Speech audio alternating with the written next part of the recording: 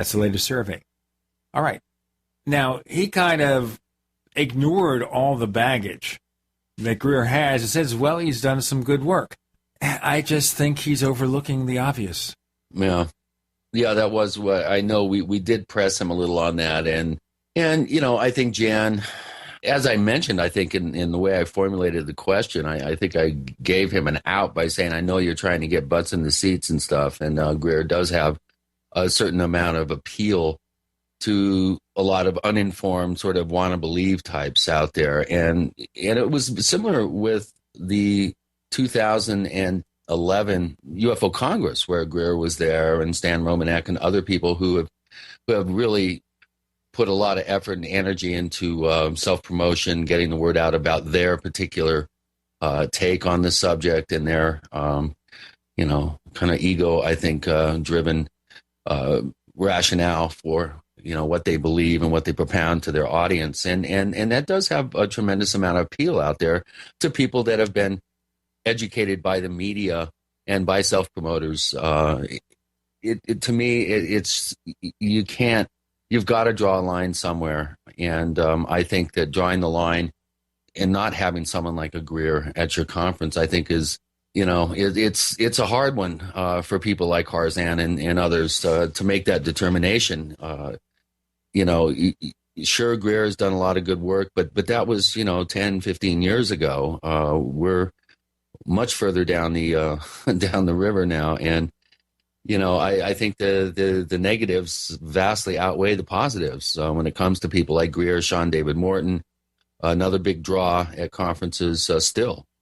And it baffles me that people are able to overlook these glaring inconsistencies, problems, potential problems surrounding the issue of integrity. And it's unfortunate that he's, I think he's in a position of really trying to get people to shell out the bucks and attend the conference so that they can continue. And I think the whole MUFON model is outmoded, and they're going to have to come up with a way to integrate themselves into social media and attract a younger, more vibrant, creative, audience out there and membership.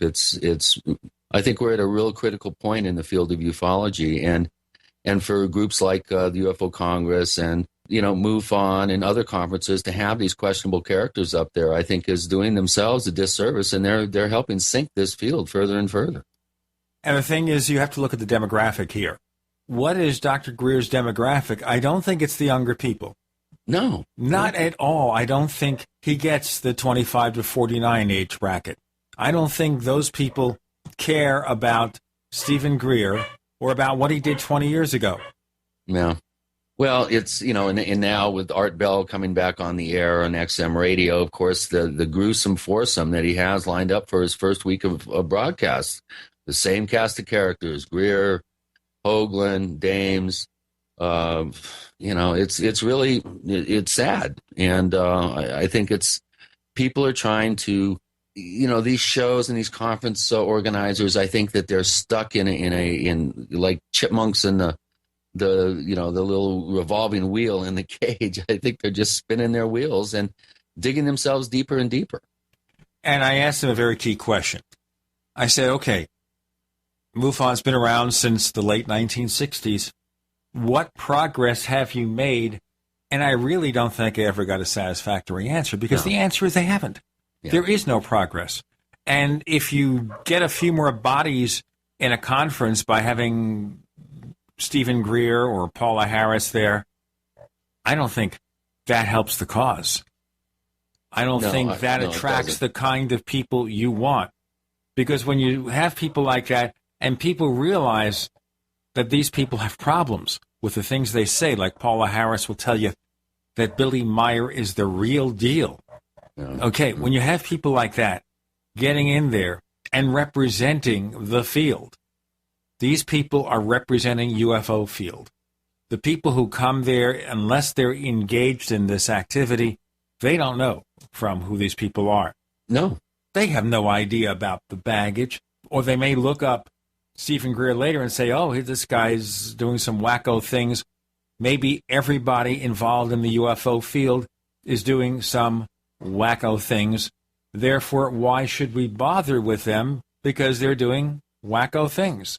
Exactly. And it's pushing academia, it's pushing the scientific community further and further away from the real core of ufology, which I would consider to be more grounded, scientific, healthily skeptical, and attempting to pull the field forward and do real good, grounded, hard data research. And because of these grandstanders out there who are pontificating these, uncorroborated stories, reports, and opinions, it just has the obvious effect of driving away serious scientific interest in the public arena in these subjects. We know behind the scenes that there's undoubtedly, as we'll find out today with our guests, there is a lot of interest behind the scenes that is below the public radar. But in terms of trying to attract scientists and academics to the field publicly, it's a death knell for the careers because of this just fuzzy logic and ungrounded, uncorroborated sort of thinking. I just have problems with it. Today on the Paracast, we'll be looking at The Real Area 51, which is a book subtitled The Secret History of Wright-Patterson. That's Dayton, Ohio. That's not near Art Bell's territory in Nevada. The book's written by Thomas Carey and Donald Schmidt. Donald Schmidt will be joining us in the Paracast to talk about the book. Lots more to come. With Gene and Chris, you're in the Paracast.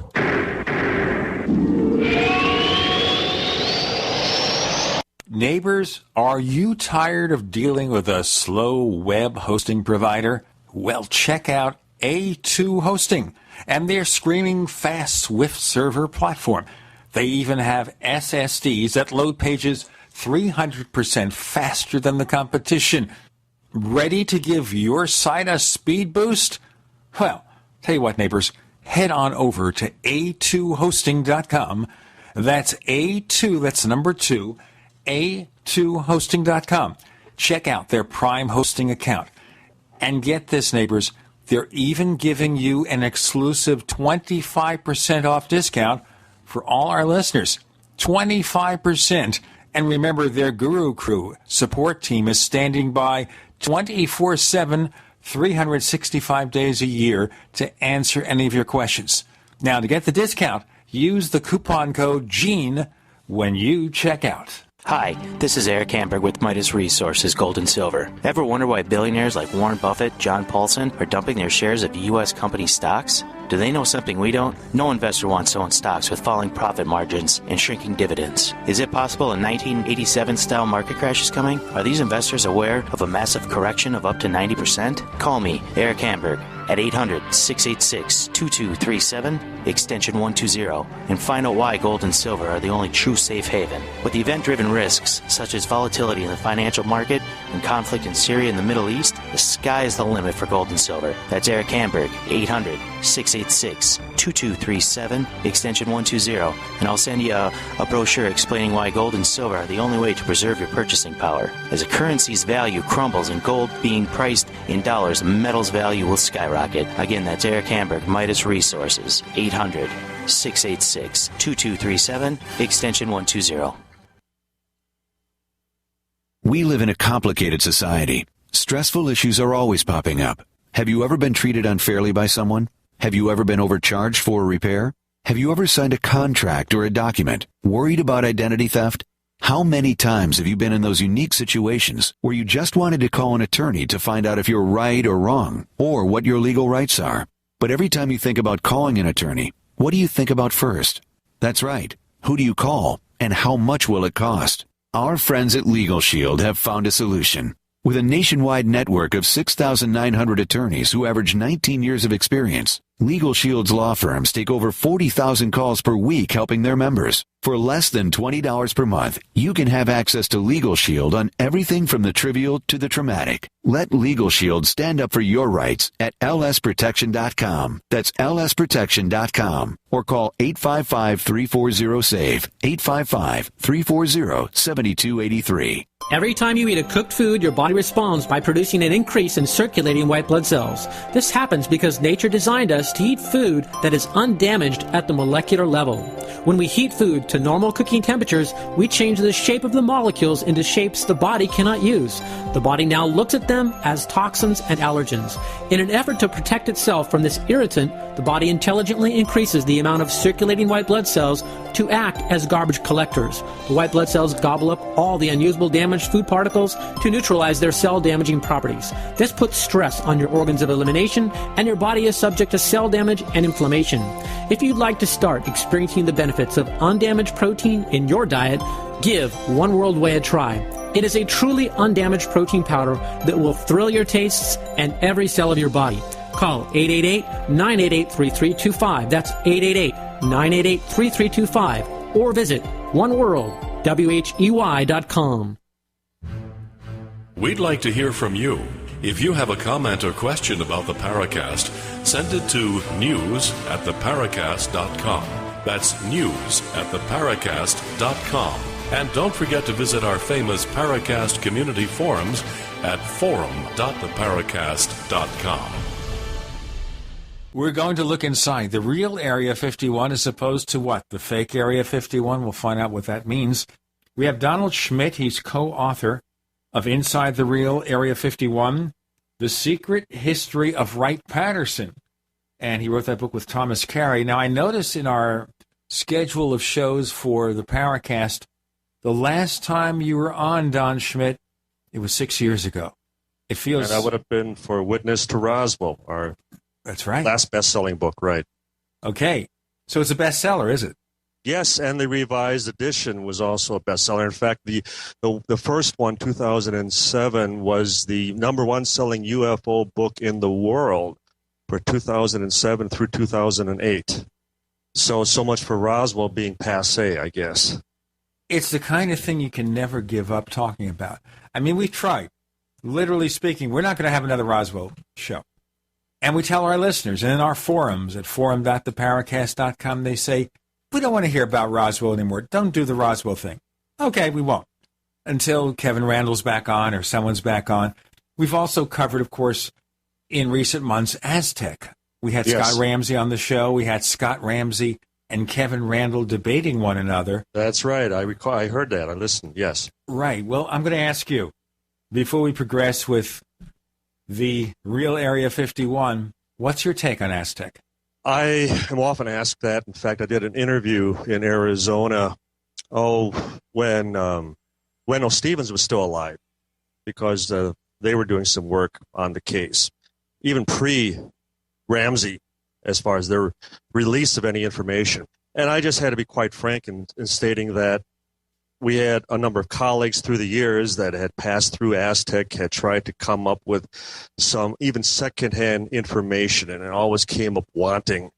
But if I accept Roswell, if I accept that anything of an unearthly nature ever crashed, ever took place, I do have to remain objective, have to remain open-minded to other possibilities. I just can't discount and then stand up and say, but Roswell happened. But I disavow any other such possibilities. So I will at least remain honest in that position.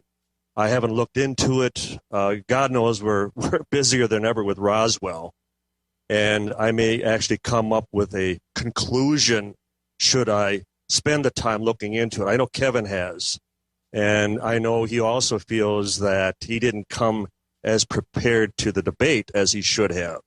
And I would be in the exact same boat right now, that I'm far from qualified to voice an opinion. And opinions come a dime a dozen. Well, the thing I think that bothered me and Chris and Kevin is that the paper trail does not exist prior to that one book by Frank Scully. The Scully book, yes, that's correct. The Scully book set the case for Aztec, and that was the beginning of everything. And if you go into Aztec, you don't find the prehistory. It's not there. And you think it's a small town. And my impression of small town America, and I'm from Brooklyn, so that's not quite the small town. But my impression is that in small town America, correct me if I'm wrong, everybody knows everybody. Everything that goes on, they know about. They know about the divorces. They know who's cheating on one another. They know about all the happy events. They know about the sad events. And if a UFO crashes in their backyard or a few miles away, they know about it. You are absolutely correct. I do live in a small town. It's grown since my childhood, but it's one of the things that really keeps you on your toes for the fact that if you so much as come home late at night on your wife, the whole street knows about it. You're not telling us anything here, are you? Yeah. No. I always. Boy, did you hear how defensive he just got? I always throw that out. But it's true. It's true. Don, Chris here. I absolutely agree. I was in a small Colorado town for 13 years. When I arrived, there were 155 people there. And I'm sorry, if something had crashed outside of town, everybody would have known about it. And it would have created this huge kind of, storied piece of history in the town. I mean, this would be big news. And I just, that's one of the things that I really have a problem with Aztec. I've been through Aztec. I would agree. Familiar with the whole area there. And I haven't even bothered to, as often as I've been, and we're talking now over 100 times I've been to New Mexico in the past 25 years. I've never even bothered passing through the town because I do agree with you that something of that a scale of operation, I don't care if it was the military retrieving a downed aircraft, the whole town would have known about it. I'll cite the example of the southern Capitan Mountains west of Corona, which is the nearest township to the debris field from Roswell. And there was a small plane crash. And the whole area for probably 50 square miles was, venturing up into those foothills just to pick up a souvenir, pick up anything, because word got out. So that is the most damning argument. I do agree as far as Aztec or any such case of that nature. I had the same situation with Kingman. I've been to Kingman, Arizona. Right. We did a show on Kingman, I don't know, a year or two back, and I don't think I was really convinced about anything there. And I've been there. I had the local newspaper, even post a small little blurb that if anybody had any information in regards to anything dating back to the early 50s, 53 supposedly when this all went down, and not so much as a third-hand uncle who heard of anything. White Sands Proving Grounds, and I think it's one of the things that stimulated the legend, the myth that something even happened out in the plains of San Agustin of New Mexico, west of Socorro, that whole area, Magdalena and so on. And there had been a plane crash out there in 1945, 2 years supposedly before Barney Barnett talked about stumbling upon, this downed craft and some bodies. And when we actually talked to his former boss, Fleck Danley, and he told us that, Barney didn't start talking about this until around 1950. And he never gave us a time period. He just said that it happened out on the flats. Well, the plains of San Agustin. There are a lot of areas through the southwest that are called the flats. And for every time we had a lead or a possible, story or anecdote regarding something out on the flats, we came back to this airplane crash in 1945, which had strewn wreckage for miles. Bodies were recovered, hundreds of feet away. Area was cordoned off. The military secured the site. So it had all the makings of what eventually Bill Moore and Charles Berlitz and Stan Friedman would tie into 1947 with Roswell, and especially in wanting to tie in any information regarding bodies back in 1980 when Roswell incident came out. We'll get into more in just a moment. We have Donald Schmitt, co-author with Tom Carey of Inside the Real Area 51, The Secret History of Wright-Patterson, and we'll dig deep into that in a moment. You're with Gene and Chris. You're in the Paracast.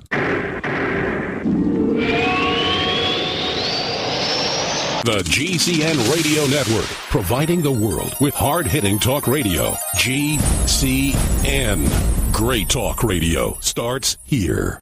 If you want to get your website online and you need reliable service, first-class service at the lowest possible price, there's only one place to go. Well, DreamHost has a special promotion with our show where they'll offer you unlimited disk space, unlimited bandwidth, one-click web apps such as WordPress, 24/7 support. You can save over $55. You want to know how? Go to dreamhost.com/radio, dreamhost.com/radio. First came Attack of the Rockoids, and it was a critically acclaimed success. And now there's The Coming of the Protectors. A former military intelligence man is contacted by a space woman in a dream that turns out to be a nightmare because evil forces on her distant planet are planning to conquer the Earth. This is gripping science fiction of the classic kind.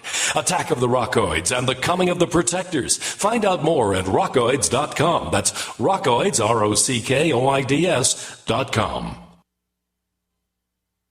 What if it happened? The lights go out and the power doesn't come back. Could you provide your family with the basic necessities of life? We can teach you how at the Sustainable Preparedness Expo. Sunday, September 29th at the Evergreen State Fairgrounds in Monroe, Washington. Learn about growing all your own food, herbal medicine, emergency medical and dental techniques, water well hand pumps, seed saving, emergency radio communication for beginners, and other life-saving information to provide you with the knowledge to survive in the direst of situations. There's a wide variety of vendors offering the latest preparedness products and services. Plus, visit the Longevity booth. The Sustainable Preparedness Expo is an event the entire family will enjoy. For tickets and registration info, go to sustainablepreparedness.com. Enter promo code GCN to save $3 on tickets. Don't wait to be a victim. Plan ahead with the Sustainable Preparedness Expo. Sunday, September 29th at the Evergreen State Fairgrounds in Greater Seattle.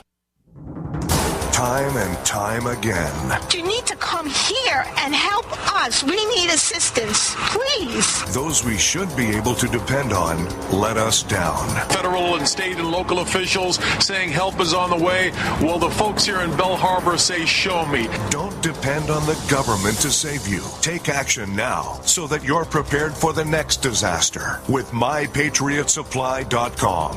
Get the best prices on storable food, non-GMO seeds, water filtration devices, home canning equipment, survival and self-reliance books, and more at MyPatriotSupply.com. Call 866-229-0927. We are hurting down here, and we need help immediately. Before it's time to survive, it's time to prepare. MyPatriotSupply.com.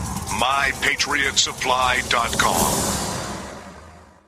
An e-cig revolution is sweeping across the country. But is yours American-made? Vaporite e-liquid by LeSig is. Manufactured in Arkansas with 100% USA-sourced ingredients. And when you buy American, you support local jobs. Vaporite e-liquid by LeSig is top quality at an affordable price. The very principle that once drove the American economy. Get great taste with no ash, tar, or smoke. You'll be wondering why you didn't make the change to Vaporite e-liquid by LeSig a long time ago. LeSig.com has everything you need, for beginners to the advanced vaping enthusiast, with a wide variety of hardware, and also imported e-liquid flavors as well. Plus, LeSig smokes the competition with fast, free, same-day shipping, real people customer service, and a 30-day satisfaction guarantee. Support our country and become a Vaporite at LeSig.com. Or call 870-525-1440, 870-525-1440. LeSig e-cigarettes for today's modern smoker. Hi, this is Ted Phillips, listening to the Paracast, and it's as good as it gets, believe me.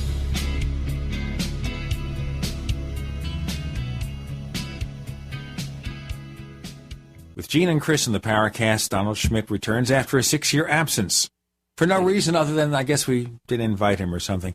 He's co-author of Inside the Real Area 51. We attack everybody on the Paracast, even when they're here. But seriously speaking, what really did it for me, and let me basically preface this by the fact that I like Scott Ramsey. I met him just once. We had lunch a few months back in Tempe, Arizona. He was in Arizona for business, so we went to a really nice Middle East restaurant that Chris knows about because he once joined me at the same restaurant.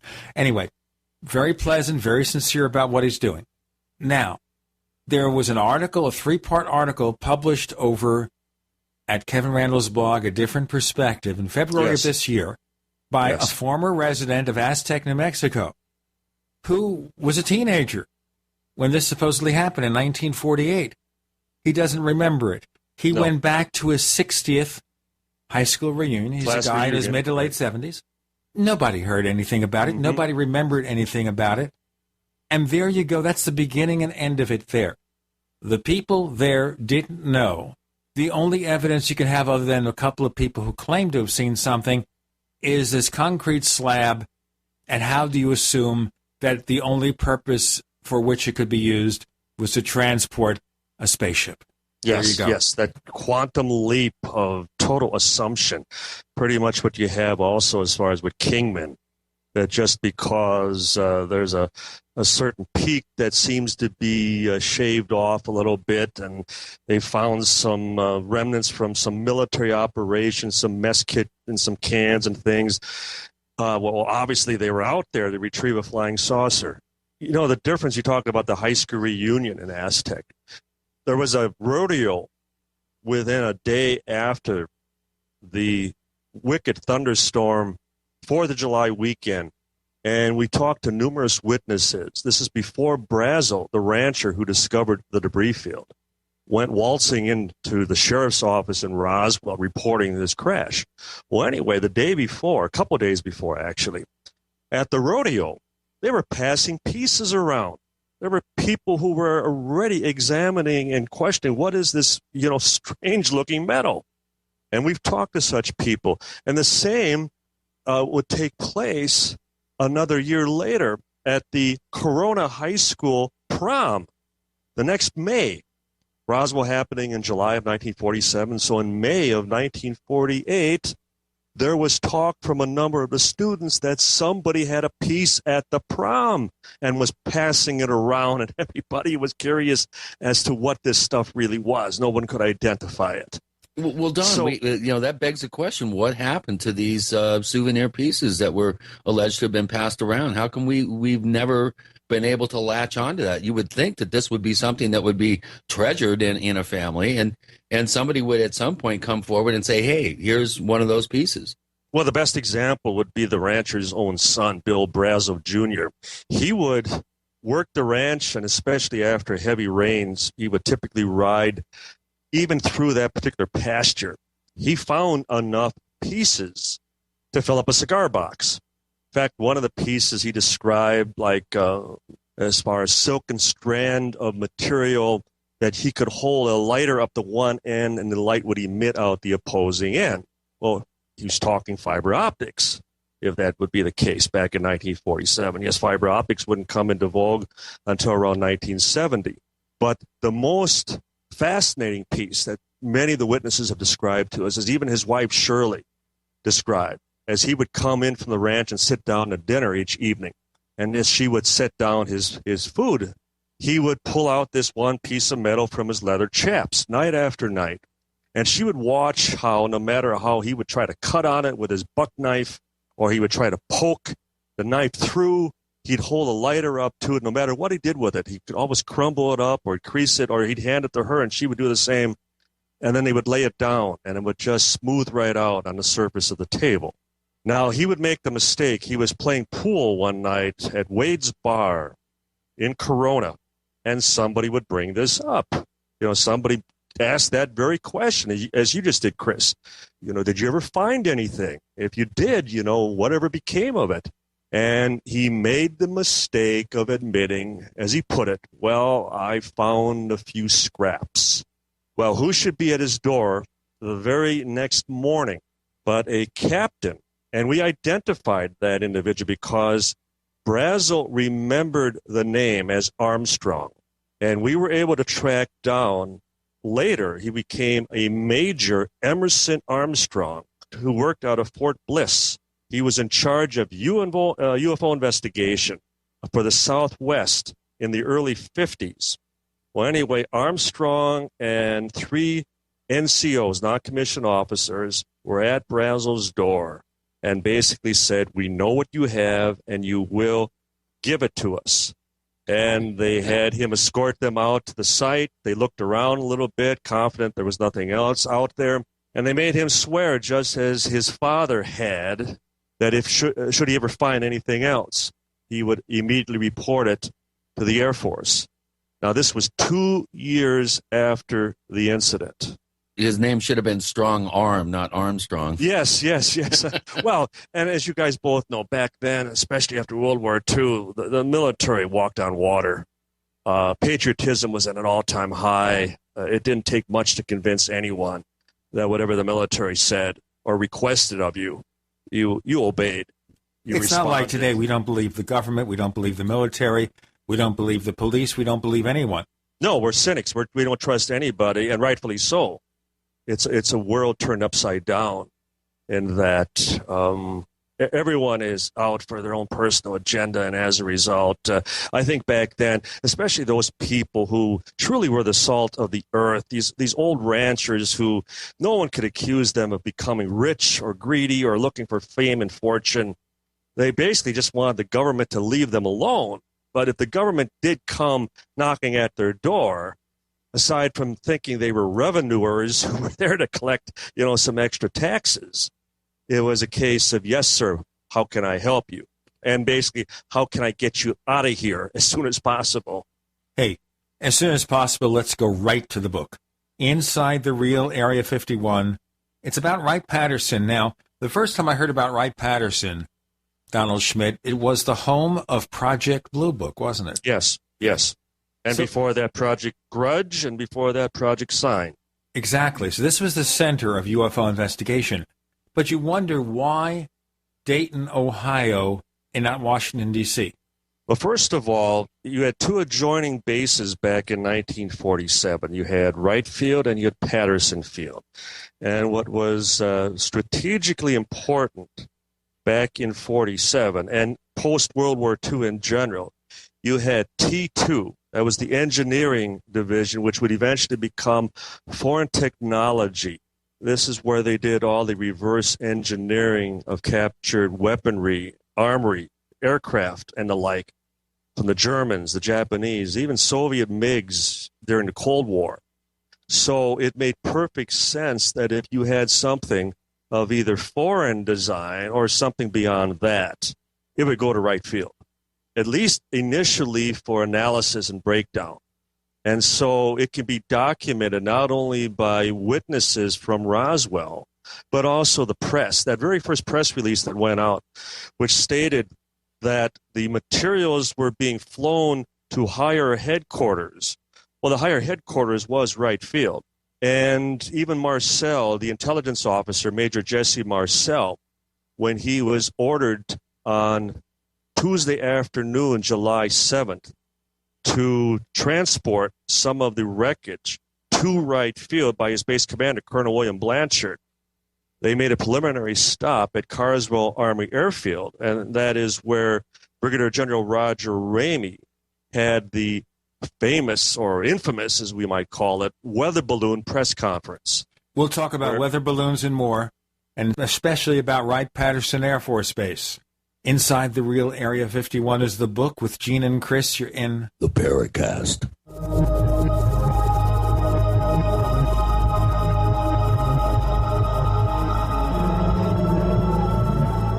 America's #1 source for independent talk radio for over a decade. We are the GCN Radio Network. Is there a secret UFO agenda? Do strange creatures from the darkest corners of the mind roam the earth? Is there evidence for mind control, time travel, or devious government conspiracies? Find out the inside scoop on the latest conspiracies, paranormal activity, and Fortean phenomena when you subscribe to Tim Beckley's Conspiracy Journal. It's jam-packed with stories, special book and DVD promotions, and the best news, it's absolutely free, sent right to your mailbox. Plus, a bonus free email newsletter sent out every Friday. Simply send an email with your name and address to Mr. UFO at webtv.net. That's Mr. UFO at webtv.net. Find out what they don't want you to know. You've thought about it for years. Well, the time is now. You need a secret bunker, and you need it deep and strong. Atlas Survival Shelters should be your first and only choice. The experts at Atlas can help you choose a shelter that has all the comforts of your home and is 11 times stronger than square box shelters. Call Atlas at 1-855-4BUNKERS. 1-855-4BUNKERS. Or visit IWantThatBunker.com. Atlas Survival Shelters. Better prepared than scared. It's the Mountain House Super Sale right now at BePrepared.com. This month only, every can is 40% off. Try the delectable flavor of scrambled eggs with bacon, only $20.39, regularly $33.99. Or taste Mountain House Beef Stroganoff, normally $28.49, now only $17.09. In the mood for dessert? Try a number 10 can of raspberry crumble for only $16.49, usually priced at $27.49. Call Emergency Essentials at 800-999-1863 or click BePrepared.com. The choice is clear. Be unprepared or BePrepared.com. Hi there. My name is Frank Bates. What I'm about to tell you in the next 60 seconds could get me in a lot of trouble. I just created a free video presentation at 123coverup.com that exposes the electricity monopolies and government agencies for what they really are. Incompetent, lying crooks that are counting on your ignorance and fear to keep your power bills criminally high. Some have called this a conspiracy. Others have called it a cover-up, and you will be shocked to find out how deep the conspiracy goes. My video at 123coverup.com exposes the truth and shows you the secret of how I beat them and how you can beat them too. Watch the controversial video that thousands of other smart patriots have already seen in the last 3 months. Go to 123coverup.com and discover one weird trick to slash your power bill and protect your home. Go watch my video now at 123coverup.com before they force me to shut it down. Again, that's 123coverup.com.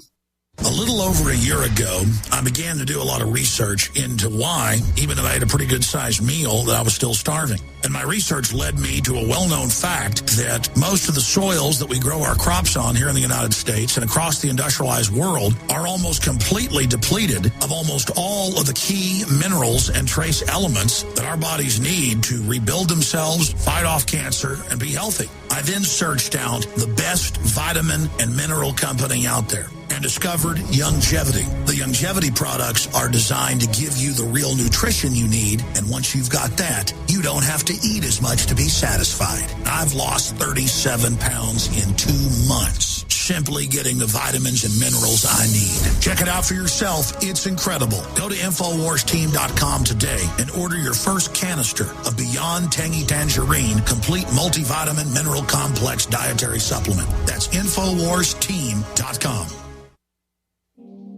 Hi, this is Don Ecker, and you are tuned into the Paracast. Let me tell you what, you're going to hear stuff here that you probably won't hear anywhere else. Hear that, George Snorri? So we continue with the progression of this story. The book is Inside the Real Area 51. Donald Schmidt, the co-author, joins us on the Paracast with Gene and Chris. So now this is the journey of what allegedly was picked up in Roswell, New Mexico, taken to Wright-Patterson Air Force Base. All right, so you're at the point where they did the infamous weather balloon story. Yes. And not only Marcel is ordered to pose with the substituted weather balloon. Now, I can say that because General Ramey's adjutant, his chief of staff, was the late Brigadier General Thomas J. DuBose. And DuBose, when we interviewed him in the early 90s, and he signed a sworn affidavit stating that they were the ones who substituted, who switched the balloon for the real material. He stated, quite frankly, and we have him on tape stating that the balloon part of it was a hoax, that they were instructed, specifically he was instructed by General Clements McMullen at the Pentagon to get the press off of General Ramey's back. In other words, they needed to shut this down as soon as possible. And it did. It worked. Nonetheless, as even General Ramey canceled the continuation of the flight onto Wright Field, the FBI Bureau Office in Dallas put out a telex at 6:17 Central Standard Time that evening, where it described the hexagonal radar reflector kite and the neoprene rubber balloon that supposedly explained Roswell. But they stated that based on their telephonic conversations between their FBI office and Wright Field, that belief was not borne out. So in other words, they were refuting the balloon explanation. And they went on to state that the materials were still going on to Wright Field. Now, the press at that time also, stated whether it was from New York or Washington that the materials did eventually go to Wright Field in Dayton, Ohio. And then we have witnesses also at the base, such as former base commander, Brigadier General Arthur Exon, who was a student at the Institute of Technology at Wright Field in 1947. And he described how they were told in advance to prepare the labs at T2, that the material was coming in. And Exxon would never see the material, but he would hear the conversations from the people that he worked with, the lab technicians, who described that upon the material's arrival and first examination, that they thought that it had to be of Soviet design because no one could recognize it, no one could identify it. But according to Exxon, that he was told later that after all of the stress and the fracture testing, all of the pressure testing, all the analysis, that there was a unanimous conclusion at T2, at Wright Field, that the materials were from space, that they were not manufactured here. Now, I met with Colonel Robert Friend just a few months ago out in Los Angeles, and he was the second last director of Project Blue Book before Hector Quintanilla, the final director of the project. And we were talking about Wright Field. And I was surprised when he immediately just, snapped, well, I was there in 47. I was at Wright Field. And yes, we were told the materials were coming in from Roswell. I didn't see the materials, but we knew they were coming in. And I said, well, that's interesting. You feel that they would have brought in materials of a weather balloon for analysis, after they had been explained away at Fort Worth. And he laughed and he says, well, we all know it wasn't a weather balloon. Now, Colonel Friend believes that it was an errant atomic bomb, that it was a broken arrow, which is interesting because we really didn't have any in our arsenal at that time in 47. Even Roswell, which was the headquarters of the 509th Bomb Group, the first atomic bomb wing in the world, they didn't even have any bombs. They were doing tests. They were bomb drop testing and loading. They were using sand barrels. Talked to enough of the crewmen who were involved with these exercises, and there just weren't any bombs in the arsenal at that time. Okay, we understand this guy is not and never was a UFO believer. Right. But interesting that he doesn't accept the mogul balloon explanation. He believes it was an atomic bomb, that it still created enough of a level of attention and extreme recovery operation, the containment, the cover-up, and to this day he believes that it's still due to the fact that it was a broken arrow. He can't prove it, but it continues to demonstrate that. And as both of you would have to admit, that every time someone comes out with a new theory on Roswell, the press, they just jump at it. They just latch onto it. It's like, well, I thought it was mogul. I thought it was anthropomorphic wooden crash dummies. And yet, as we refer to them as the theory of the month, it seems like every time, whether it's Popular Mechanics or Annie Jacobson with her book on Area 51, it doesn't matter how ludicrous the explanation, the press latches right onto it. So, again, so much for Roswell, always, dropping off the radar. It still seems to be very much, at least, a curiosity as to what actually did happen. So it's your position here that the remnants of this UFO were taken to Wright-Patterson. Is that where that wreckage is today? It's not my position, Gene. It can be documented. There's enough documentation, even in the press at that time, that whatever was recovered did end up, it was transferred to right field. As far as it's still being there, from all indications, it's long been gone. There are still witnesses who describe certain hangars, certain areas that were off limits, suggesting that materials, that certain evidence may have been there through the early 80s. But beyond that, there's nothing, there's no testimony, nothing that would suggest anything over the past 30 years.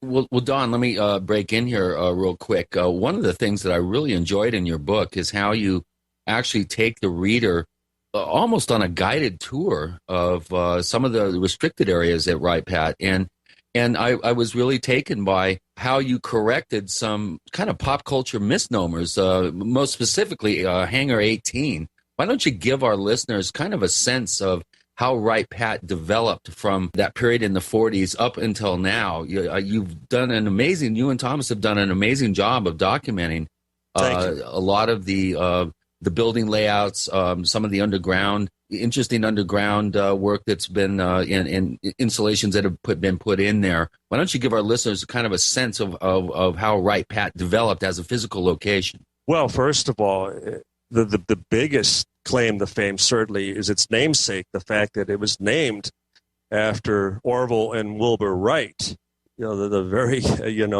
inventors of motorized flight, and that they had one of their test fields at the very location. Now, granted, eventually they would accomplish that very first feat of flight at Kitty Hawk, not in Ohio, but nonetheless they established their first military base of operation. They were contracted by the military, and they essentially had a test site, a test field, and then it adjoined with a storage depot, which eventually, during World War I, and they were able to provide a lot of, as far as mechanical parts, hardware for the military at that time, and then leading up to World War II, where, as I described earlier, it eventually became two adjoining airfields, Wright Field and Patterson Field. And eventually it would take on, as far as this most important persona, as being probably the most strategic military airfield in our arsenal. It's not only as far as with foreign technology, it had the Aeromed Biological Research Center. It had a lot of cold storage hangars where they were doing a lot of cold engine testing. They did a lot of crash testing. A lot of the astronauts, Neil Armstrong, for example, was trained at Wright-Patterson. John Stepp, who was known as the Rocket Man, and we all remember as far as that footage of that rocket sled speeding across as far as the desert down in the Southwest, and his face all contorted from the G-forces. It's all being, pulled back as he's, exceeding the speed of sound. I'll tell you what, if we don't do this, we're going to exceed speeds of sound, too. Donald Schmidt joins Gene and Chris. You're in the Paracast.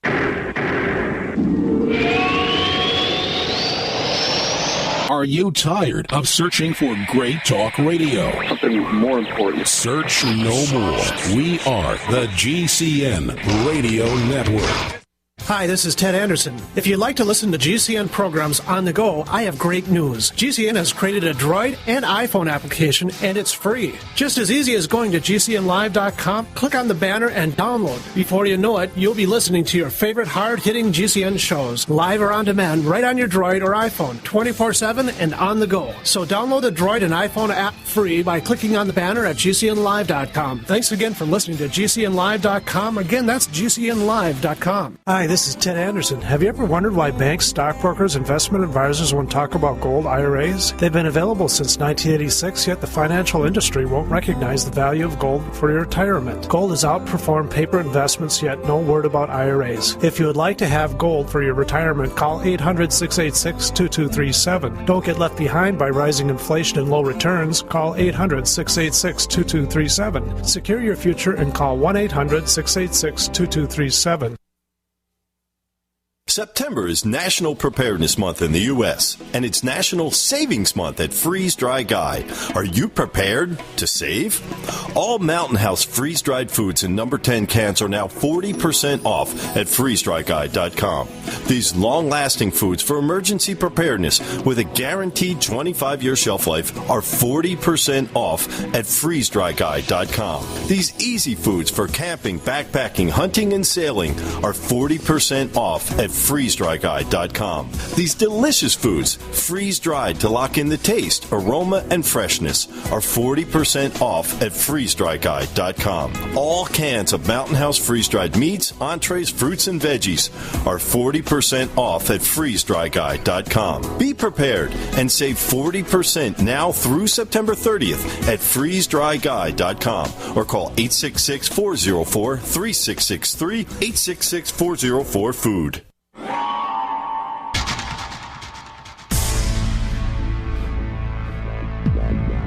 Welcome back to the Paracast, the gold standard of paranormal radio.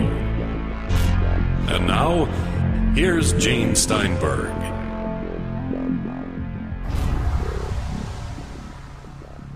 With Gene and Chris in the Paracast, we are exceeding the speed of sound going over the history of Wright-Patterson Field, which, according to Don Schmidt in his investigation with Tom Carey, houses all sorts of secrets. Let's progress with a story about what it was used for. So we all remember the pictures, Donald Schmidt, of the sled, where you see the person's face compressing as a result of experiencing G-force. John Stapp, Rocket Man, yes. Afterwards, they were conducting a lot of crash investigation, a lot of crash research. So almost like as though it was a continuation on what happened back in 47. So in other words, they were set up specifically. They had recovery teams in the event of downed aircraft. And whether, I don't want to bring up Kecksburg, but I'll bring up Kecksburg, Pennsylvania. And there too, they talk about the materials, whatever was recovered. I have always been in the position that it was a Soviet reentry, but nonetheless, it still went to Wright-Pat. So it seems that it's had this long, drawn-out history of not only UFO investigation, but also when something is recovered from the air, even from space, that the testing, the final repository seems to have been Wright-Patterson. And so you have all of these underground facilities. And one of the things, if one has ever toured the base, and I've been there on numerous occasions until the last time when they wouldn't even allow me on the base, which we describe in the book, that you see all these ventilation shafts. You see all these tubes and all these ventilation units on the ground, as if they're obviously leading to some underground building. And then there are bunkers with doorways that you go down a stairway, and the door obviously must lead to an underground chamber of sorts. And then there are all types of restricted areas that go off into some wooded areas and alongside other hillsides. General Exxon, to mention him again, when he was the base commander in 64, he described to us that there were entire areas that were even off limits to him, and he was the base commander. And then we know the famous story as far as Barry Goldwater, even asking for access to certain areas on the base, specifically the Blue Room, which supposedly contained, physical evidence in the files. Not only no, hell no. Hell no, right. Getting back to, again, Wright-Patterson. So it's demonstrated, and we have so many accounts in the book that talk about these underground hangars, these underground vaults, these underground chambers, multiple levels, that suggest that there's an entire operation that continues on a day-to-day basis, subsurface. Now, I've never been to any of these underground levels, but I have been to at Holloman Air Force Base in Alamogordo, New Mexico, White Sands Proving Ground. I was one of the first citizens given a tour of Space Command, and I was taken 3 levels down, and there was this huge hangar, underground hangar with all these tractor trailers, these mobile communication vehicles, that in the event of an EMP, any type of breakdown of our electronic grid, for example, that these would all come to the surface and fan out throughout the country, maintaining mobile communications. So I was told. And we went into an elevator shaft, and we went down, and I saw the numbers. And I was told we went to the 3rd level. What was interesting is years later, I ran into a lieutenant colonel who was at the Pentagon, who used to work at Space Command at Alamogordo at Holloman Field. And he said, Don, they were just trying to give you the impression you went down 3 levels. You actually were still at the ground level. And I said, well, that's interesting because we had to go down a flight of steps to even get to the elevator shaft, which he kind of then laughed at. Well, yeah, it's not above the ground, but so you're telling me we never went beneath ground level? And he had no answer for me. So, again, he was trying to cover his tracks. But these stories, the information, the eyewitnesses, they exist. They talk through the years of being taken down elevator shafts, going to these undisclosed areas and seeing certain things that they shouldn't have, and then being told that they are not to speak. It was a continuation on the Roswell theme. They were describing and reacting the same way as so many of the witnesses at Roswell. You didn't see anything, you didn't hear anything, and you are never to say another word about this. So a continuation on the same theme. Well, this is what I gather here, is that any installation used for top secret work of any kind doesn't necessarily have to involve ET or some kind of otherworldly phenomenon or craft. They're going to have security issues. Absolutely. They're going to have security restrictions. That's part of the way these things work. Absolutely. So we understand that. Now, the question I have, though, I think goes back to the title. How do you relate this kind of installation to Area 51? Why do you call it the real Area 51? Is it because of the belief or the expectation or the evidence showing that the alien craft are there, not Area 51 in Nevada? Our original title was actually Beneath the Radar, suggesting a subterranean, sublevel as far as a containment for the UFO evidence. And our editor came up with the title of Inside the Real Area 51, and mainly playing off of the notion, and then you describe it quite accurately, Gene, that people have this knee-jerk reaction. They hear Area 51 and they immediately think, oh, aliens on ice, alien technology. And I for one, have never subscribed to the belief that anything extraordinary is being stored at Area 51. I think it's just a continuation on skunk works and black operations, black ops, whether it was the U-2 spy plane or the SR-71, the Flying Blackbird, Project Aurora, if we believe in that, the Flying Manta, nothing to suggest anything of a extraterrestrial nature. But again, people believe that, people draw that connection, and our editor just felt that, well, it isn't Area 51. In reality, it was Wright-Patterson. So let's just set the record straight. Let's demonstrate that as much as they'd like to believe it's at Groom Lake, at Nellis Air Force Base in Nevada, in reality, it was at Wright-Patterson in Dayton, Ohio. Therefore being the real Area 51. The real Area 51. Yes. Besides, it's a provocative title.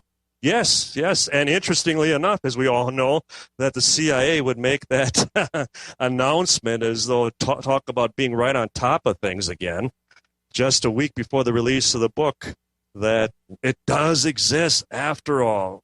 Contrary to, 50 years of denial, it's really out there, ladies and gentlemen. Well, again, and that brings, Donald, that's really important. I brought this up a couple of shows ago, that the very fact that it's now been acknowledged, doesn't that open up, all the legal lawsuits that were in the end of the 90s, I think, by workers who were destroying or burning toxic materials out there, and they tried to sue the government. And I seem to remember Bill Clinton saying, well, you can't sue the government because there is no base that you're claiming that you worked on. Doesn't that open up the legal issues now for these workers to go ahead and go after the government? I would hope so. And especially as far as this class action suit, as you described, Chris, that these former workers who, it's no different than the Agent Orange, victims as far as from the Vietnam War, that if indeed they have been exposed to toxic elements of any kind, that they should have some legal recourse. And true, you can't sue the government. You can't sue the military for that reason. I remember when I think it was Popular Mechanics even had this cover story that 51 had been evacuated. It had been cleared out, and the new Area 51 was now in Utah. We can even go to Utah, especially Utah. We have Donald Schmidt joining us, and the new Area 51 is not in Utah, by the way. But the book, of course, is called Inside the Real Area 51. With Gene and Chris, you're in the Paracast.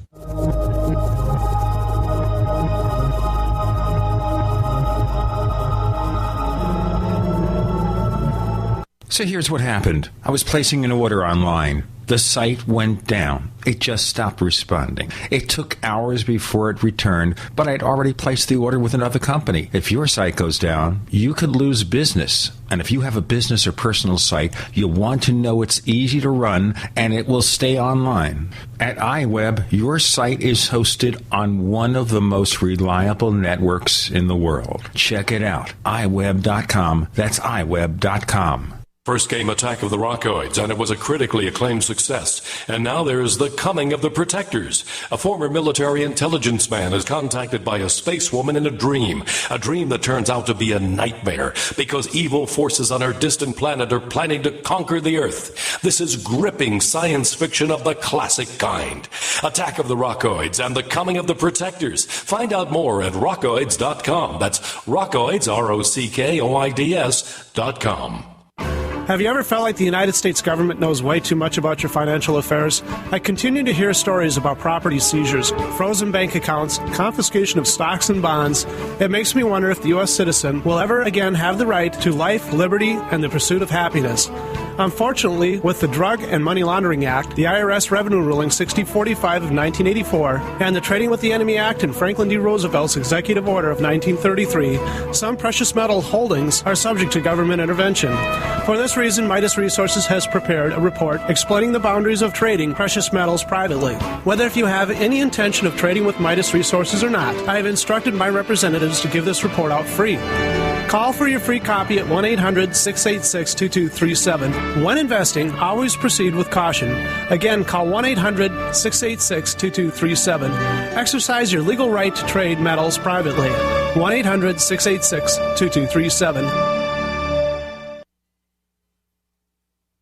Hello, I'm Steve Shank. Everybody's heard the statement that what you don't know can't hurt you. But truth is, what you don't know is the only thing that can hurt you. For example, you might not know how our country's wars can hurt you. Japanese radiation and the Gulf oil spill are destroying your seafood. People don't understand how America's 50-year worst drought is hurting them. Our natural disaster experience has proven relief organizations can't take care of the victims. And there's the huge question of how the government will feed all the people that it's promised to feed with no food. What if we made the whole country into one big neighborhood where we take care of each other by taking care of ourselves? Here's the plan. For every new ePack 60-day food supply that you order, eFoods Direct will send a 7-day food supply to each of 2 families in your name, free of charge. Go to efoodsdirect.com or call 800-876-0871. 800-876-0871. efoodsdirect.com. Every day, more and more people are feeling better than they've felt in years by going gluten-free. Now it's your chance to learn how it can change your life. The 3rd annual Gluten-Free Living Now Expo comes to the Fountains in Carmel, Indiana, Saturday, October 5th from 10 a.m. to 6 p.m. Discover the world of gluten-free living with 100 vendors showcasing and selling the latest gluten-free products. Get vital information with lectures on celiac disease, gluten sensitivity, and the gluten-free diet. And with the gluten-free cooking and baking demos, you'll learn gluten-free can still be delicious. There's a kids' corner sponsored by Sean, and there's even a gluten-free beer and alcohol garden. The Gluten-Free Living Now Expo. It's everything you need to know about being gluten-free. Saturday, October 5th at the Fountains in Carmel, Indiana. Admission is free for kids 12 and under, and just $10 for adults. For more, visit glutenfreelivingnow.org and follow us on Facebook or Twitter. Sponsored by Kroger, Nature's Farm, Lutino, Udi's, Living Without Magazine, and Longevity. We'd like to hear from you. If you have a comment or question about the Paracast, send it to news@theparacast.com. That's news@theparacast.com. And don't forget to visit our famous Paracast community forums at forum.theparacast.com. With Gene and Chris in the Paracast, we have Donald Schmidt, co-author of Inside the Real Area 51. He's not talking about Utah, but Wright-Patterson Base. Today, what's the current status of what's going on in Dayton, Ohio? Last time we actually tried to visit the base, I was contacted by Peacock Productions, NBC. Lester Holt, the weekend anchor at NBC, they wanted to take a film crew into the base just to look around. And it was kind of a follow-up on what we had suggested when the late Carl Day, he was an Emmy Award-winning reporter with an NBC affiliate in Dayton. And he had attempted to do a report in 1995 exposing this rumor, this myth of this underground facility, these multiple levels beneath Wright-Patterson. And the only thing that he was allowed to gain or get on film was some underground passageways, some doorways that led to some underground rooms, nothing more. So this was in 2010, NBC, they wanted to, do some major follow-up. They wanted to actually come in with a film crew. Don, can you help us get on the base? You've been there before. What can you do? So I immediately contacted public relations at the base, thought it should just be routine. And I was immediately referred to Air Force Entertainment in Hollywood. Well, that was a first. They never did that before. In fact, the Ghost Hunters had just done an episode for the Sci-Fi Channel at Wright-Pat just a few months earlier and had no difficulty getting on the base. But we did. I was turned down 6 separate times before I finally went to a good personal friend, Colonel Jeffrey Thau, who's a former deputy commander at Wright-Pat, who still has an office there as well as at the Pentagon. I called up and I call him up and I said, Jeff, they're not letting me on the base. Get me on the base. NBC'd like to, bring in a film crew. Well, Don, I'll see what I can do. A few days would pass and Colonel Thau would call up and he said, Don, I have a new quote for you. And I was fully expecting that if anybody should, get us, permission, it would be a former deputy commander of the base. And he described how he met personally with the base commander who made the remark to him, Jeff, I don't care if you have 4 stars.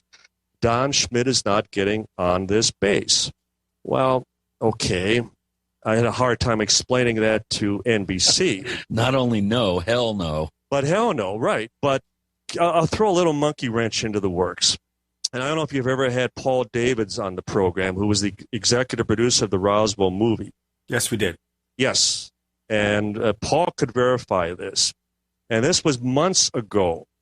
This was before Paul even was aware that we had just submitted for publication a book on Wright-Patterson.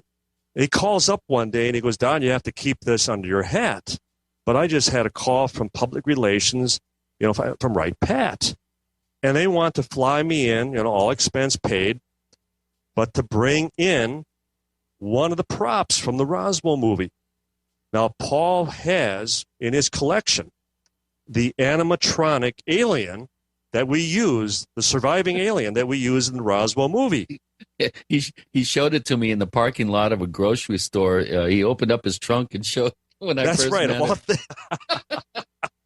You saw a body in the trunk, okay. So actually, as a kind of a weird aside, Paul Davids was my landlord when I first moved to Sedona. I rented his house there. He has a house there as well as up in Big Bear, California, and he has one in Santa Fe now too as well. So he was your landlord in Sedona, okay?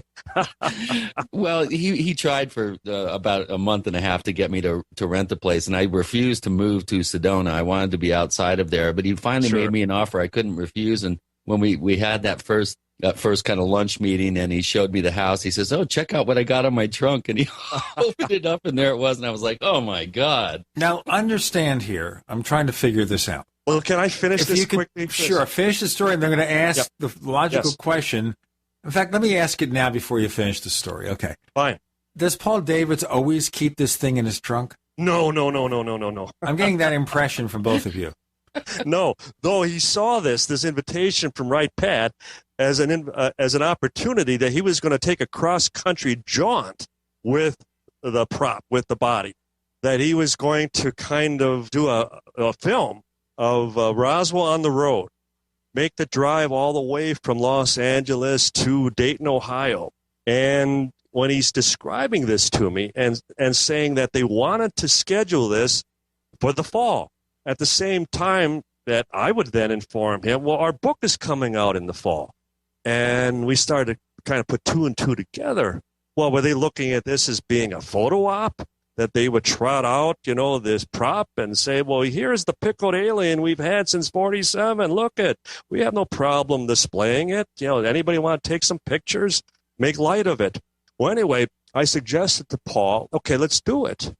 But under the condition that we get to show the movie at the base. And Paul would have a response sometime thereafter canceling the entire invitation. And as one of the officers at the base said, that they had no intention of showing the movie because it would present information that was contrary to the Air Force's official explanation on the topic. So I just find it rather amusing that here the CIA releases, or acknowledges Area 51, and Wright Pat was planning on bringing out one of the bodies almost, at the same time as the release of our book. So coincidence? Yes, I'm sure it was. But nonetheless, I only regret that Paul didn't get to make his cross-country jaunt. And can you just imagine get pulled over by a police officer and let me take a look in your trunk? Yeah, but they need probable cause, don't they? Yes, you can't just go into somebody's trunk unless you have some reason to think that he's got a dead alien there. If I were Paul, I'd give them just to get the look on their face as I'm rolling. Make sure you're rolling tape on that. Rolling tape, absolutely. The only thing is he may be rolling in the truck to the police station. That's right. Of course, that would make a good story. It would, and he would capitalize on it. I have no doubt. Oh, okay. So, all right, if they actually have the captured UFO sitting there since 1947, and it could have been moved, whatever, and they have the captured bodies, is there any evidence that we've learned anything from it? I'm almost thinking of the line that was made in the film Independence Day from, 1996, and there's going to be a sequel, by the way, if anyone cares. Yes, I understand. So they go to Area 51, the one in Groom Lake. Yes. And someone asked them, you've had this thing since the 1950s, they say in the film, not 1947. They say 57 instead of 47, right? Right. Okay, so, fact checkers don't work well with films. Okay, so what they say is, you've had it there since the 50s, and you don't know anything about it. Well, we'll have an answer in a moment. What do we know about this stuff? Inside the real Area 51, Donald Schmidt joins Gene and Chris. You're in the Paracast.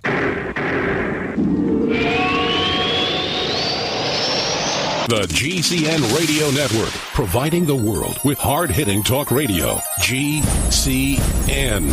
Great talk radio starts here.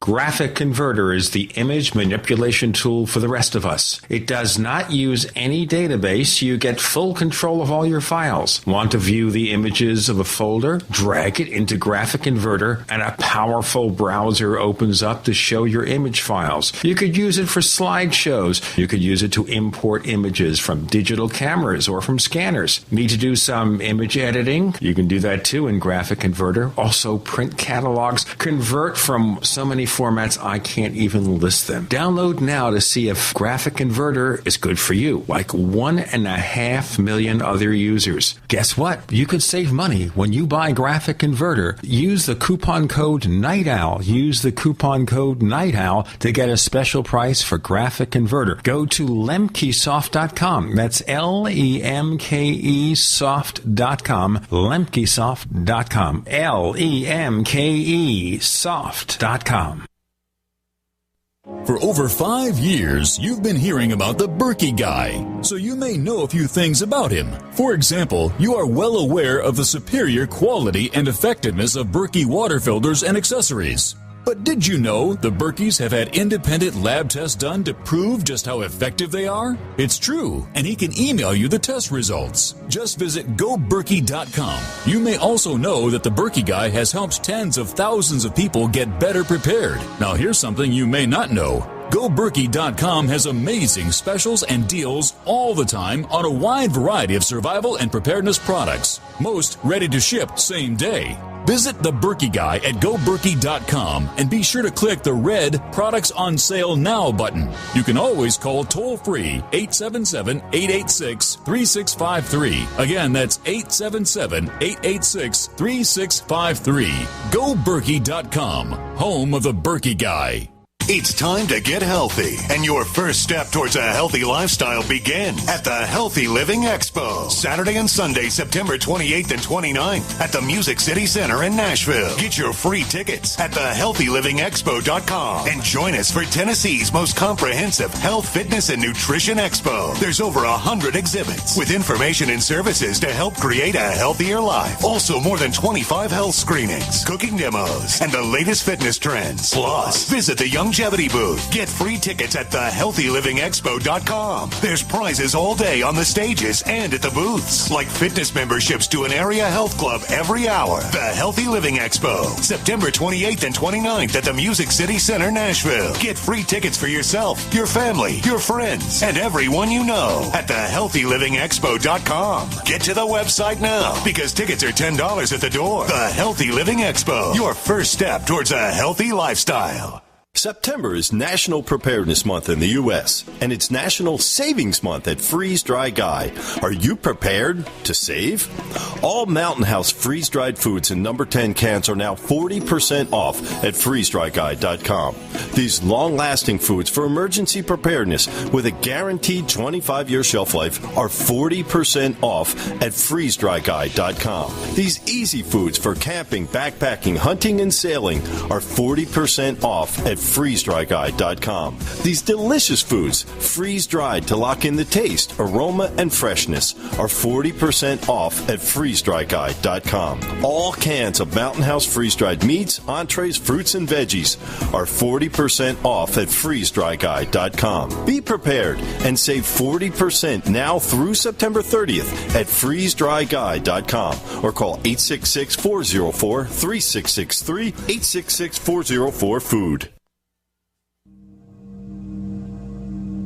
This is Leslie Kane, and I'm with the Coalition for Freedom of Information, and you are listening to the Paracast. On the Paracast with Gene and Chris, again, I'm doing the movie thing where I quote a line from a movie because it so much reflects pop culture. We're talking to Donald Schmidt. So the question they asked there in the movie was, of the character played by the fellow who, of course, played Data on Star Trek Next Generation, that actor, okay? So Did you they love asked, his long hair? Yeah. with long hair and everything. And they say, you've had it here all these years, you haven't learned anything about it, have you? Of course, he said, we've learned tons of things. But that's the question I'll ask you. In the real world, we have the wreckage of a spaceship from 1947. What have we learned from it? Is there any evidence of that? I am still of the personal position that it remains a cover-up of ignorance, that after now 66 years that they still really have no answers, that the technology may be such a quantum leap that we can't bridge that gap. Screenwriter Tracy Torme, I think he provides a great analogy. If you could take something as simple as a toaster oven, and if you could teleport it back in time, say you'd send it back to the Middle Ages, and they might be able to disassemble and even reassemble it. But if you can't plug it in, you can never get it to work. I still maintain that after all these years, they still can't find the on button. Okay, it's like I always say, just take an iPhone and go back 100 years. It'd be a very similar impact. But let's look at that there. All right, what about the claim of the late Philip Corso that they did reverse engineer some of the rough edges of the technology, the easy-to-access stuff? You don't go along with that. We're often criticized for not mentioning Colonel Corso in our Witness to Roswell book or even the new book with on Right Pat. And I had met Colonel Corso on 2 occasions, and what truly disillusioned me, now granted, he was correct because the military, as we know, doesn't manufacture anything. They contract out everything into the private sector. Every tank, every plane, every ship, is all manufactured by private corporations around the country. And so we knew that. We had witnesses at Battelle Institute, at RAND Corporation, at the Bureau of Standards, at General Electric, at Hughes Aircraft, all talking about receiving, portions of wreckage for analysis through the years. So I didn't have a problem with that. But the problem I have with Corso is that when it came to his chapter describing the Roswell incident, it was 100% based on a witness that we had discredited, and that was the witness Frank Kaufman. His story matched Kaufman's exactly. And then when we learned that Corso had been to Roswell on prior occasions, and he stayed at Kaufman's residence, he obviously was putting together his story, compiling information for his book from less than reliable sources. And making it as if he was the participant. Yes, and then taking on that persona that he inserted himself as a participant, correct. Okay, so basically he made up a lot of this stuff, is what you're saying. Or that he relied on, as I described, less than reliable sources. The point being, once he puts himself in the story, he makes himself the star of the story. Yes. You are worried about one thing here. We have this guy with a very distinguished military record. Okay? That's correct. Why would he do this towards the end of his life? Why would he produce a story that may in large part be fictional? And I would also question, again, the timing. Why was the book slated just prior to the 50th anniversary in July of 1997? And unlike our first book, UFO Crash at Roswell in 1991, and even the follow-up, The Truth About, in 1994, we received a ton of media attention. And if you were to look back at 97, aside from the 50th anniversary, Corso pretty much got buried in the rush.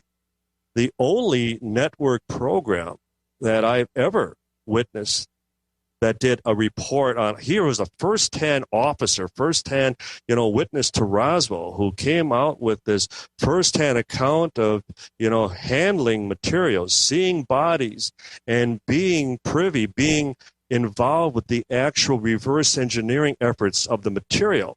And the only program that touched him was NBC Dateline, which did a hatchet job on him. So I started to, question if it was all intended to, again, serve as a diversion, as a smokescreen for the real story, for the real case. So basically, Corso, you say or suggest, he was serving his country to provide disinformation. Possibly, and as an unwilling participant, as an unknowing participant. That's so often the case, and especially with elderly officers where they're called back into, service, back into duty, and they don't even realize that they're serving someone else's agenda. I can't prove that. I don't know that for a fact. I just question why he had to rely on disingenuous information if indeed he was a first-hand participant, and why he was almost like kryptonite when it came to the media back at that time. What do you think about Bill Burns' participation as co-author?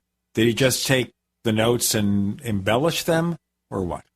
Well, we know that there was a dispute between the Corso family, not only involving Colonel Corso himself, but also his son, Phil Jr., regarding Bill Burns, and that much of the information had been inflated, had been exaggerated.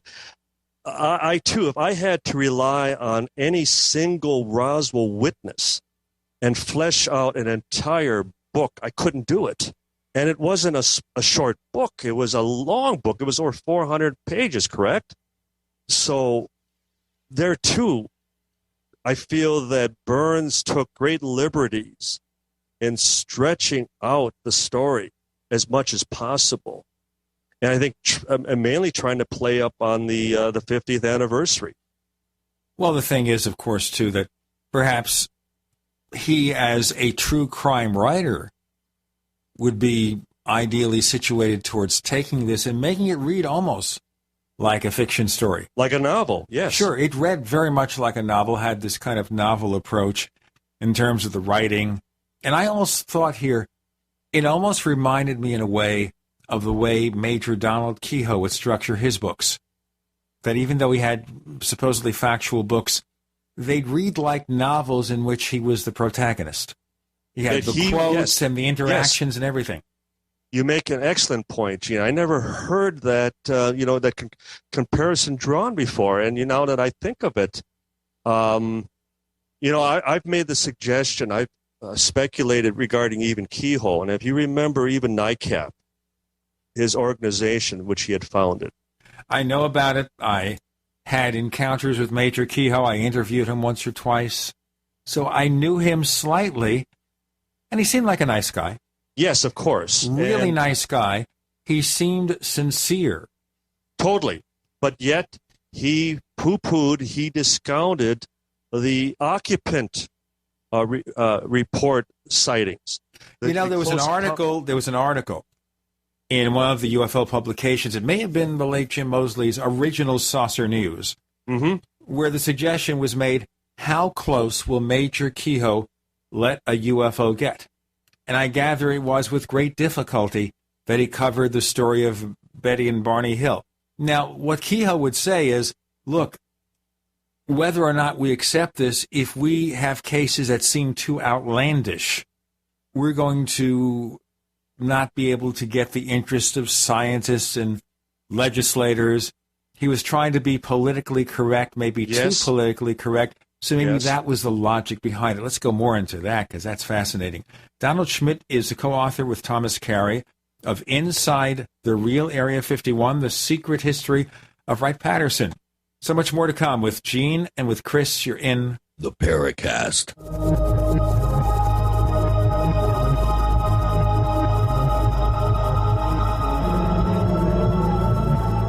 America's #1 source for independent talk radio for over a decade. We are the GCN Radio Network. First came Attack of the Rockoids, and it was a critically acclaimed success. And now there's The Coming of the Protectors. A former military intelligence man is contacted by a space woman in a dream that turns out to be a nightmare because evil forces on her distant planet are planning to conquer the Earth. This is gripping science fiction of the classic kind.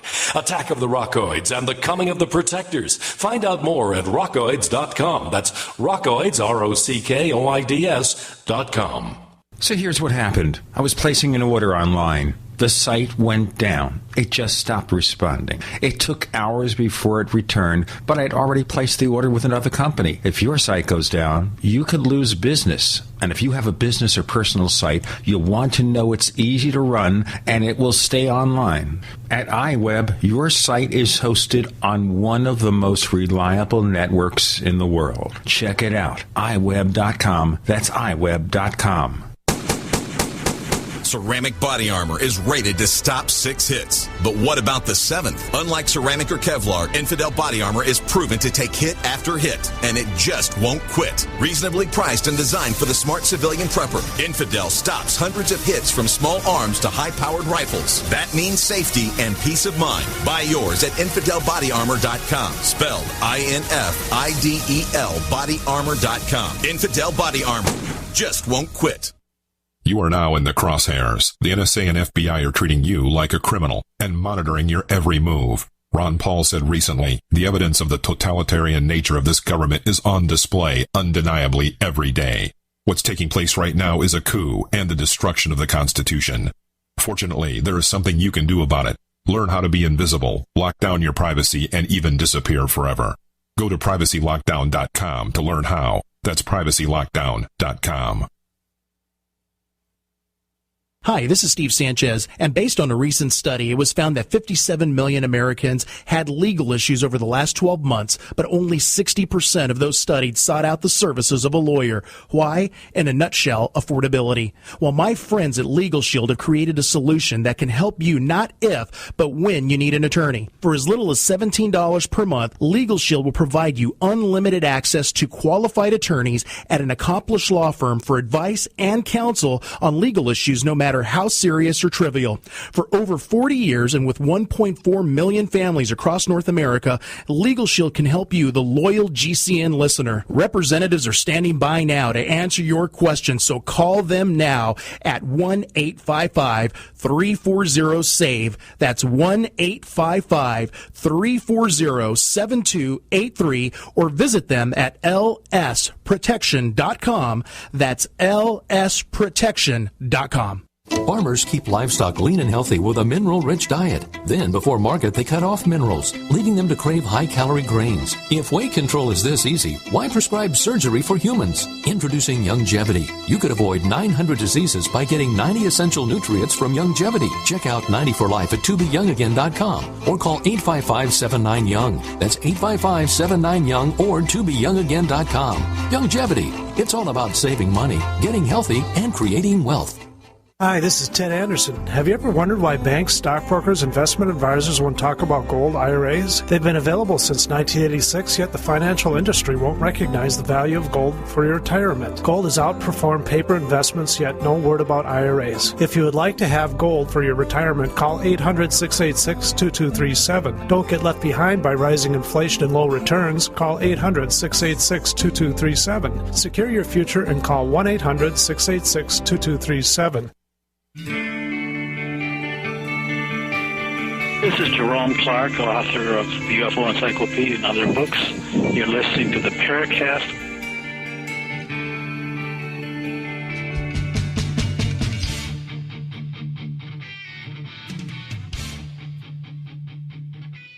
Major Donald Kehoe was director of NICAP, National Investigations Committee on Aerial Phenomena.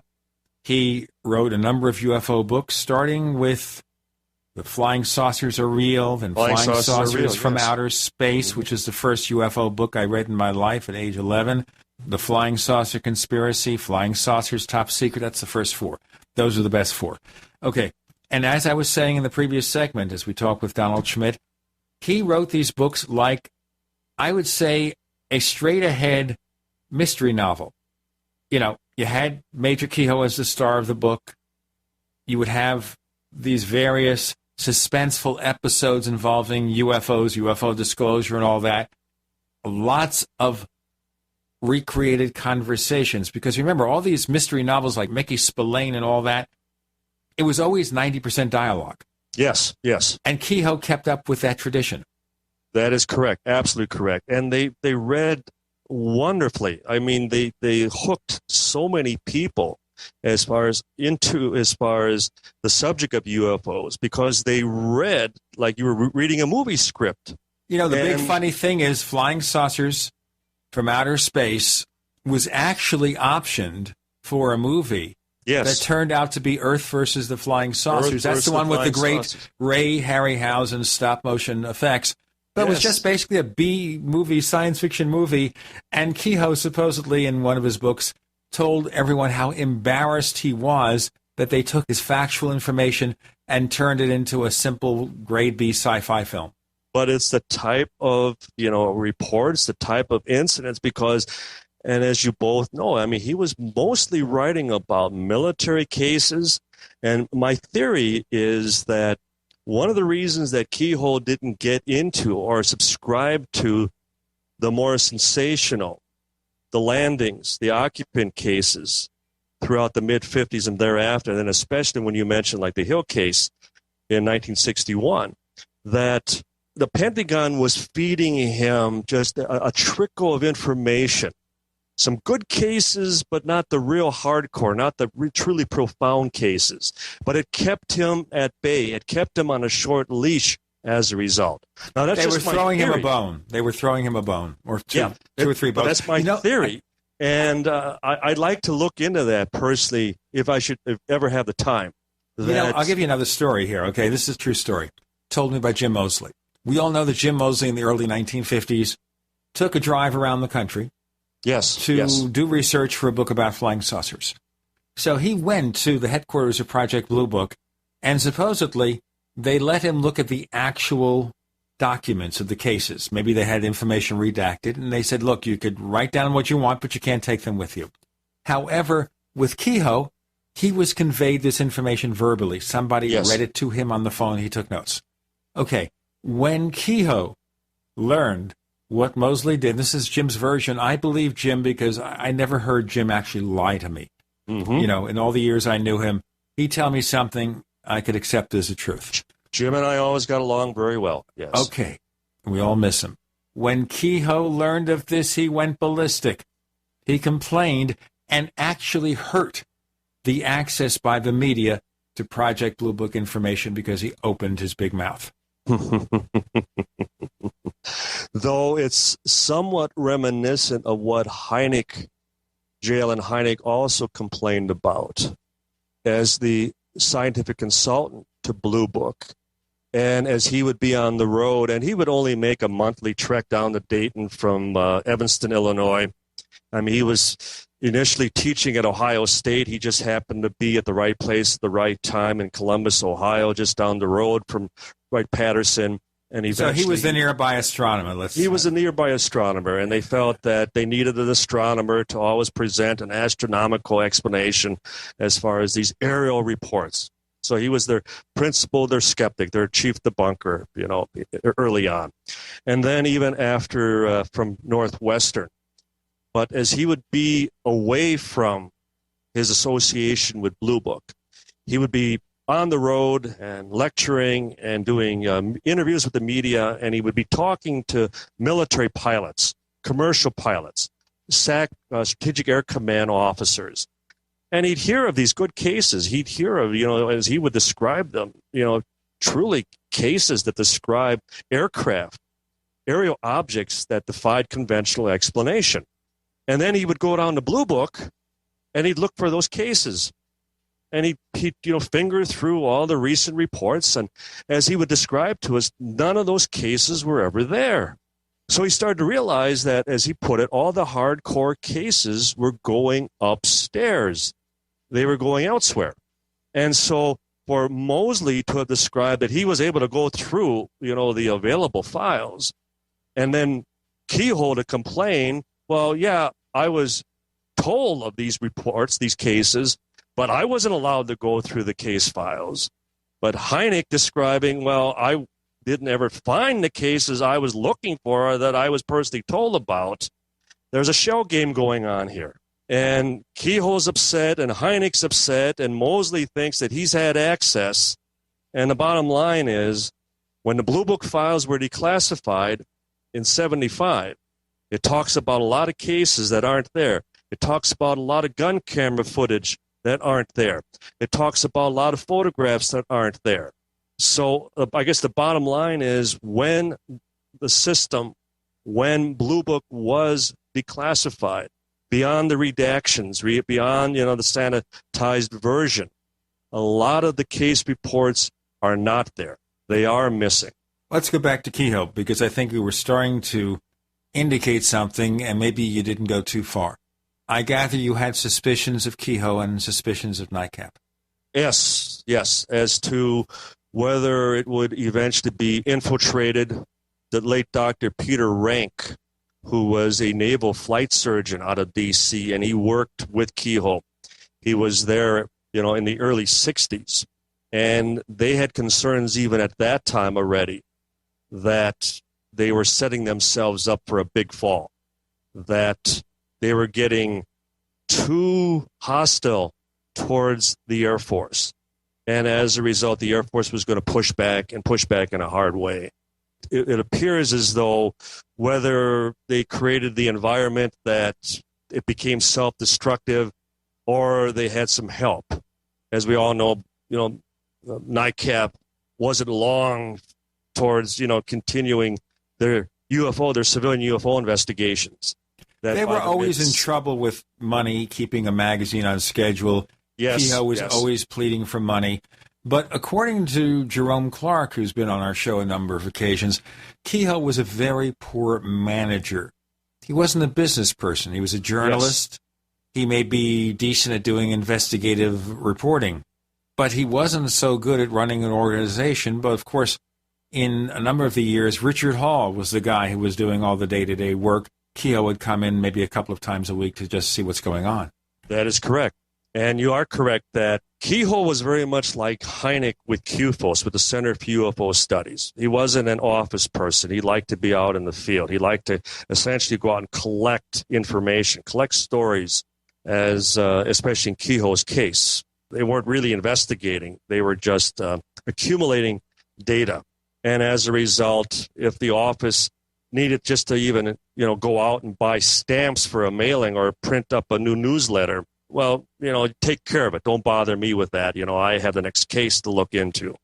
Okay, so do we think then that Kehoe, with an organization heavily laden with ex-military, including a former director of the CIA, as a matter of fact, whether Roscoe Hillenkalder, yes. Sure. Whether he was manipulated by the military and thrown a few bones to keep away from the really hard stuff, really difficult stuff, the really sensational stuff that would really prove something.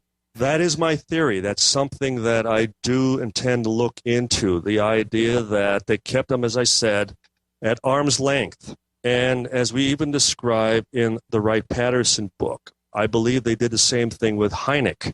Yeah, and I must say, Don, you do a really good job of really showing the progression from the beginning of Hynek's involvement through literally his last days, how he became more and more frustrated and really simply wanted to know the truth. And this is your book really does lay out, I think, that process that Hynek went through in a really, really, I think, a poignant way. I mean, the guy really, at the end of his life, he was frustrated. Absolutely. I met Hynek in his final years several times. And we'll go into all those stories and a lot more. We're talking to Donald Schmitt. The book is Inside the Real Area 51. And you're inside with Gene and Chris, the real Paracast.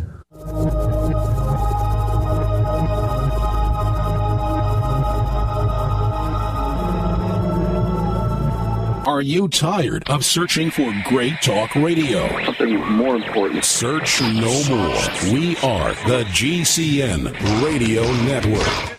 Hi, this is Ted Anderson. If you'd like to listen to GCN programs on the go, I have great news. GCN has created a Droid and iPhone application, and it's free. Just as easy as going to GCNlive.com, click on the banner, and download. Before you know it, you'll be listening to your favorite hard-hitting GCN shows, live or on demand, right on your Droid or iPhone, 24/7 and on the go. So download the Droid and iPhone app free by clicking on the banner at GCNlive.com. Thanks again for listening to GCNlive.com. Again, that's GCNlive.com. We the people grow cotton, weave fabric, engrave ink, embed strips and fibers to protect from counterfeit and carting to a private bank, having it lent back at interest, forcing taxes to service debt. This capitalism, or was Jefferson correct when stating a central bank issuing the public currency is a greater menace to the liberties of the people than a standing army? Ted Anderson, I'm placing a free silver dollar in a book that explains our monetary system. Call for your copy, 800-686-2237. It's time to understand the system. Call 800-686-2237. That's 800-686-2237. A healthy digestive system supports a healthy immune system. And a healthy immune system protects you against infections and disease. Pro EM1 Daily Probiotic Cleanse, available at Terraganics.com, is the key to digestive health. Pro EM1 is a powerful liquid probiotic and is gentle enough to use every day. Pro EM1 contains 3 groups of beneficial microbes and enzymes to cleanse and remove toxins, supports weight loss, improves absorption of food nutrients, and aids in controlling yeast and other infections. Pro EM1 Pro-EM1 is dairy, wheat, and soy-free, is non-GMO, has all natural certified organic ingredients, has no preservatives, and is never freeze-dried. Pro-EM1 is the key to your digestive health. Order Pro-EM1 Daily Probiotic Cleanse at Teraganix.com, spelled Teraganix.com. Teraganix.com, or call toll-free 866-369-3678. That's 866-369-3678. Pro-EM1, the raw probiotic.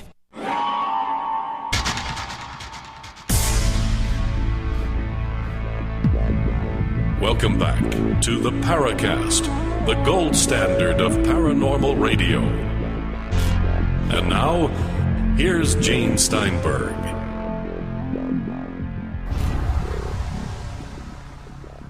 The reason we say real as opposed to fake is the fact that sometimes people give you names of shows that are the same as existing shows. So we have, of course, Don Ecker, who for 20 years has done a show called Dark Matters.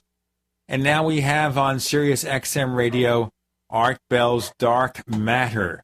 Okay, we've got Inside the Real Area 51. Where's my lawyer? Huh? That's right. That's right. I didn't even think of that. You're absolutely correct. That's Donald Schmidt joining Gene and Chris. The book is Inside the Real Area 51. You were going to say about the connection of the two names. No, I just realized that. You're absolutely correct. And I think especially we see that even song titles and movie titles, everything gets recycled. You know, like, for example, Man of Steel, the reboot of Superman. Yes. There was a movie called Man of Steel many years ago. It was not about, of course, Superman. So, of course, and of course, Dark Skies. Dark Skies was a TV show on NBC. Bryce Zabel yes. was part of the production team, was one of the creators. And then they had a movie called Dark Skies. And it wasn't a bad movie, by the way. But, of course, it had nothing to do with the other. So the movie company owns the title. They'll use it any way they want. Okay, the frustration of Hynek.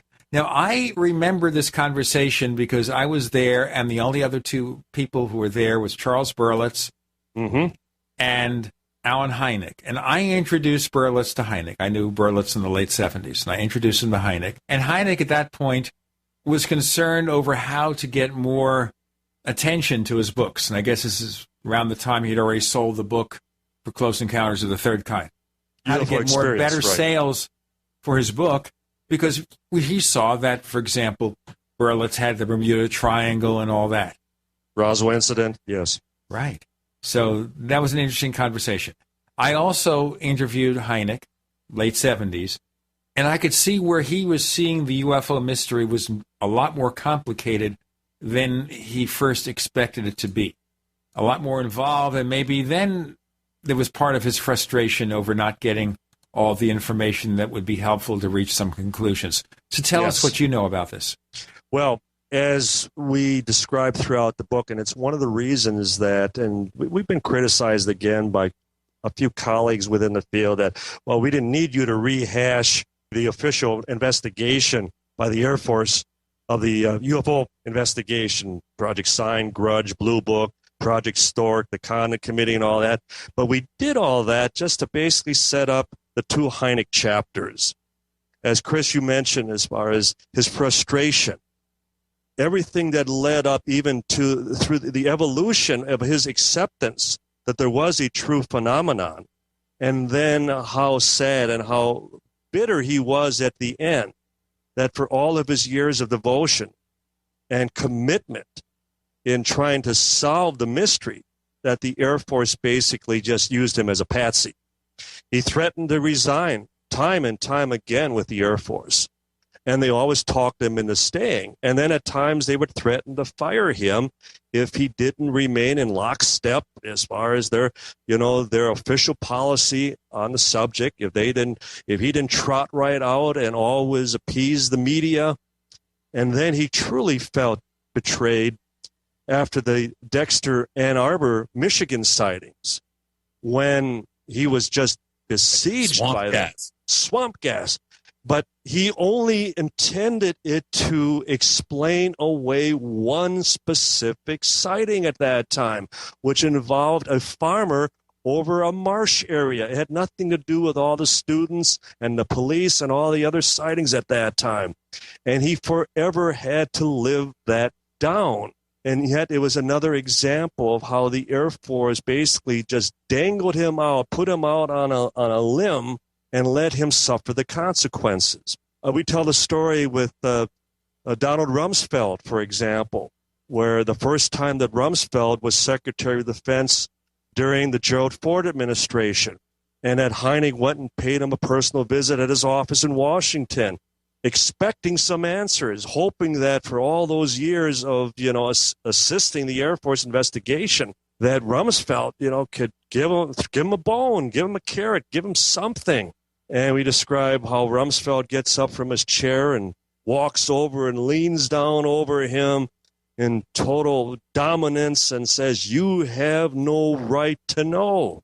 Well, that would turn out to be the case right up to the time he would die, that they felt he had no right to know.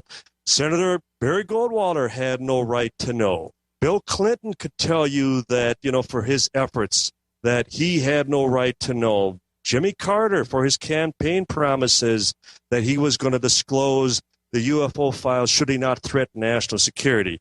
You have no right to know. Dwight Eisenhower, in his own memoirs, who was Chief of Staff of the Army in 1947, who certainly was up to his eyeballs as far as the UFO phenomenon. And in his own memoirs, he complains, and here's a 5-star general, he complains that after he became president, the Pentagon didn't tell him anything any longer. So, it's a very taut ship. We can name others, and Hynek was just an example as a civilian. They used him even up to the time he died. He was the good soldier, and he never was given any closure. And what a sad commentary. Do you think that he was manipulated, not just not being given the information that maybe he wanted to have, but he was manipulated by the government into maybe providing disinformation?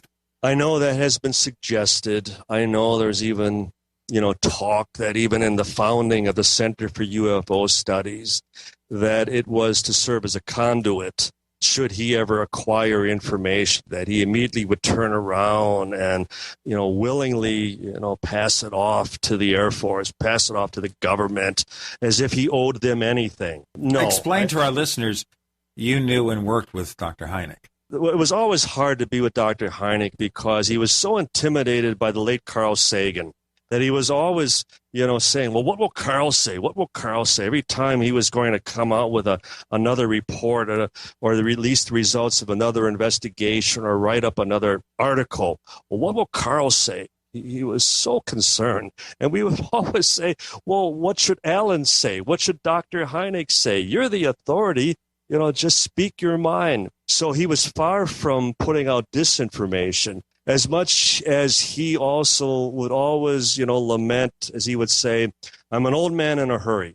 And I just hope that I don't reach that point, that I'm still struggling to come up with answers and still am working on this, still trying to unravel this mystery, as Hynek was, and still coming up empty-handed. The bearer of disinformation, no.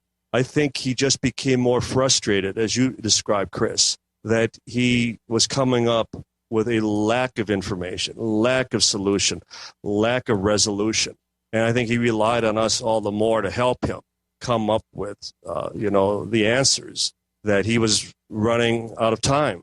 And especially after he took ill at the end, he just became all the more frustrated that he was going to leave this world without any answers. Well, one of the things that's always kind of struck me, too, is the progression and the evolution of his thinking. Towards the end, I think Jacques Vallée may have finally got to him. He was really looking at this as more of a paranormal sort of a subject as opposed to something, more nuts and bolts oriented. And he was really, at the end, really examining all sorts of out-of-the-box sort of creative thinking and alternative theories about what the whole thing represented in terms of its impact on the culture. And he seemed to be really reaching out because he was so frustrated. I think that may have forced him to go to places that he, as an astronomer, as a scientist, wouldn't have normally gone to. So much more to talk about, of course, the late J. Allen Hynek. Okay, the book is called Inside the Real Area 51 from Donald Schmidt and Thomas Carey. Donald Schmidt joins us. We'll talk more about Dr. Hynek's thinking in the latter part of his life, and it's something that he kind of confirmed to be in a very brief way when I interviewed him. So we'll have more to say about that. With Gene and Chris, you're in the Paracast.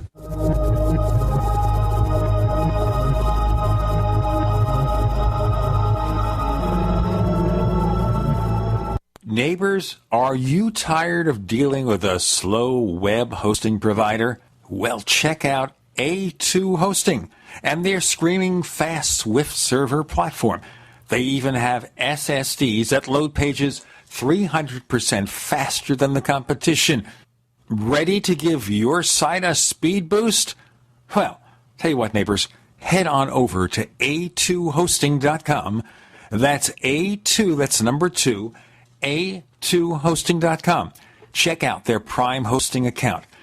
And get this, neighbors, they're even giving you an exclusive 25% off discount for all our listeners.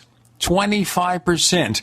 And remember, their Guru Crew support team is standing by 24/7, 365 days a year to answer any of your questions.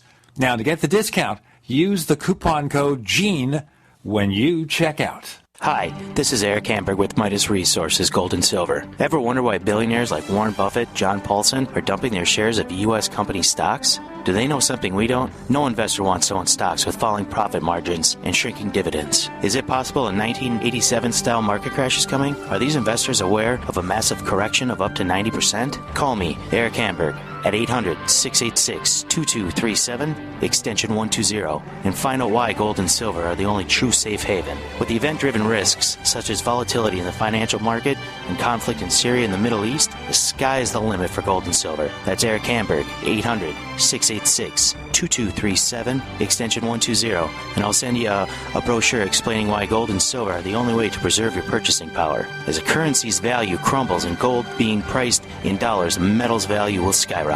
Again, that's Eric Hamburg, Midas Resources, 800-686-2237, extension 120. Big business has discovered the preparedness market, and that makes it difficult to know where to go and who to trust. MyPatriotSupply.com is owned and operated by patriots just like you. Has the best prices on storable food, non-GMO seeds, water filtration devices, home canning equipment, survival and self-reliance books, and more. MyPatriotSupply.com has old-fashioned values and the absolute best customer service in the industry. Look for the deal of the day, unique, affordable survival supplies that fit anyone's budget. Get same-day shipping on all orders and free shipping on orders over $49. Call 866-229-0927, 866-229-0927, or visit MyPatriotSupply.com for emergency preparedness, self-reliance, and food independence. Shop with a name you know and a name you can trust. Before it's time to survive, it's time to prepare. MyPatriotSupply.com. Hello, I'm Steve Shank. Everybody's heard the statement that what you don't know can't hurt you. But truth is, what you don't know is the only thing that can hurt you. For example, you might not know how our country's wars can hurt you. Japanese radiation and the Gulf oil spill are destroying your seafood. People don't understand how America's 50-year worst drought is hurting them. Our natural disaster experience has proven relief organizations can't take care of the victims. And there's the huge question of how the government will feed all the people that it's promised to feed with no food. What if we made the whole country into one big neighborhood where we take care of each other by taking care of ourselves? Here's the plan. For every new E-Pack 60-day food supply that you order, eFoods Direct will send a 7-day food supply to each of 2 families in your name, free of charge. Go to efoodsdirect.com or call 800-876-0871. 800-876-0871. efoodsdirect.com. We'd like to hear from you. If you have a comment or question about the Paracast, send it to news@theparacast.com. That's news@theparacast.com. And don't forget to visit our famous Paracast community forums at forum.theparacast.com. So we all remember that very short scene in Close Encounters of the Third Kind where Dr. Hynek is looking over the scene where E.T. lands. 7 seconds. He got 7 seconds. 7 seconds. Screen time, legendary. Inside the Real Area 51, Donald Schmidt, co-author, he worked at the Center for UFO Studies with Dr. Hynek. And to summarize it, and now you can expand on it, it appeared that Dr. Hynek was more open to a possible 4D or unusually paranormal explanation to UFOs. He had gone beyond the original ET theory. Keep in mind, it was the Socorro, New Mexico case from April of 1964 that really turned him, because he was starting to see that it was more and more nuts and bolts. In fact, the very last time that I even had dinner with Dr. Hynek before he moved to Scottsdale, Arizona, and I will never forget his pounding his fist on the table when he stated, "Don, it's smacking more and more of nuts and bolts." Now, that was at a time when he himself was getting into the crashed saucer retrieval cases. He was pushing Len Stringfield, who was really the father of such information, such stories, who started to really collect, whether it was Roswell or Aztec or Kingman or Farmington or Kecksburg or other such accounts. These tales, these tall tales of not only UFO sightings, but actual crash retrieval cases. And Hynek saw this as an opportunity to finally not only get some hardcore information, but possibly get to see. He felt that maybe and finally, if we get to the right people, kind of as Goldwater demanding of Curtis LeMay or requesting to see the physical evidence, that if Hynek could build a strong enough case that before it was too late, he might finally also get to see some physical evidence. So he pushed Len Stringfield repeatedly, who was maintaining his vow of silence, that he kept, all of his names confidential. To this day, they're still confidential. And Hynek would meet with Len over and over again. And I was at some of those meetings, and I'll never forget one such meeting at the Midland Hotel in Chicago. Alan finally leaving the motel room saying, "Len, I feel sorry for you that you're, carrying such a burden, but that you just flatly refuse to share it with even someone such as me." So Alan then suggested one last meeting. If I bring a third party in, if I bring someone else who is totally beyond reproach, someone with just the utmost credibility, will you at least reconsider working with us? Again, he was a man in a hurry. He was an old man in a hurry trying to at least have, some final evidence. Most people in the UFO community don't even know who this third party was, but it was the late Neil Armstrong.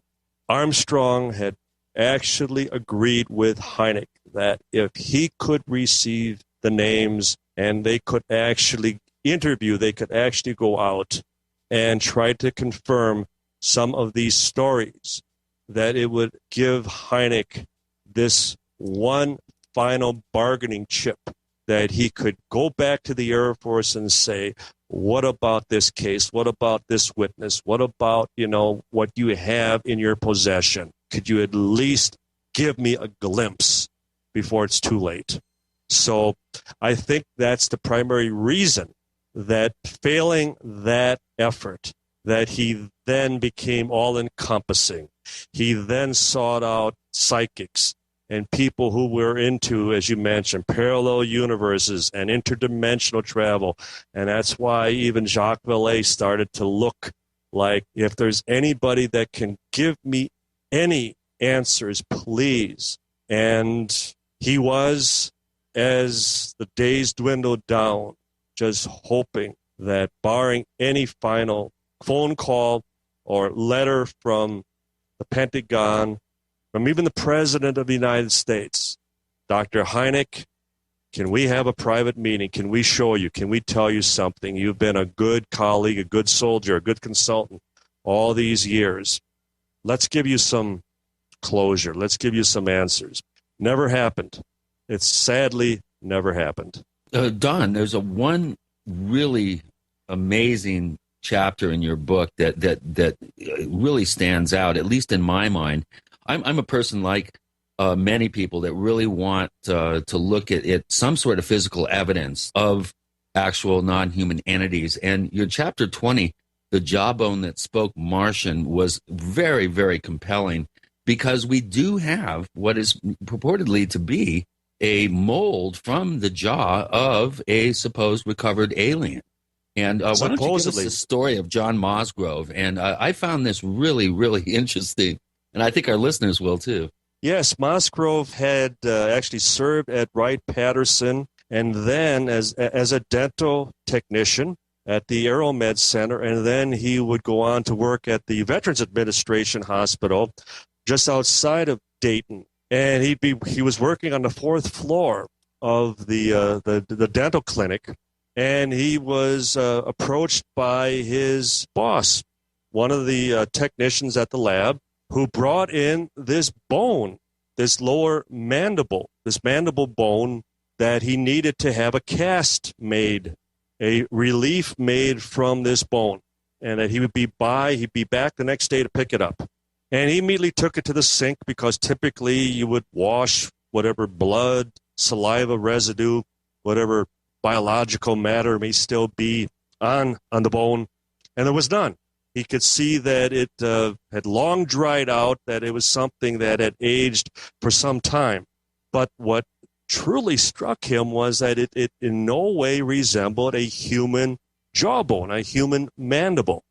First of all, it had no teeth. It had nothing that suggested it ever had teeth. There were a few posts, what looked like wooden posts, that would have simply been to hold it open, keep it in an open position, but nothing suggesting teeth, and it was smaller, and it came to a point.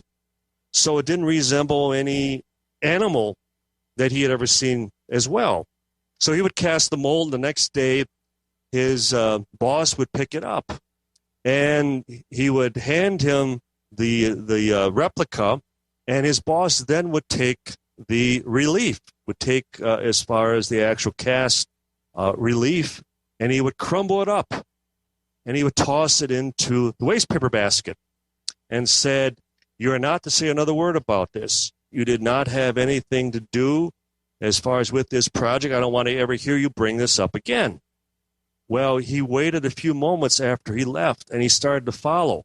He followed him from some distance, and he watched from the lobby as he went outside, and he met with 2 officers who were waiting out in the parking lot. You know what? We're going to break this story now and finish it in our next segment. Very good. All right. We're going to continue this story.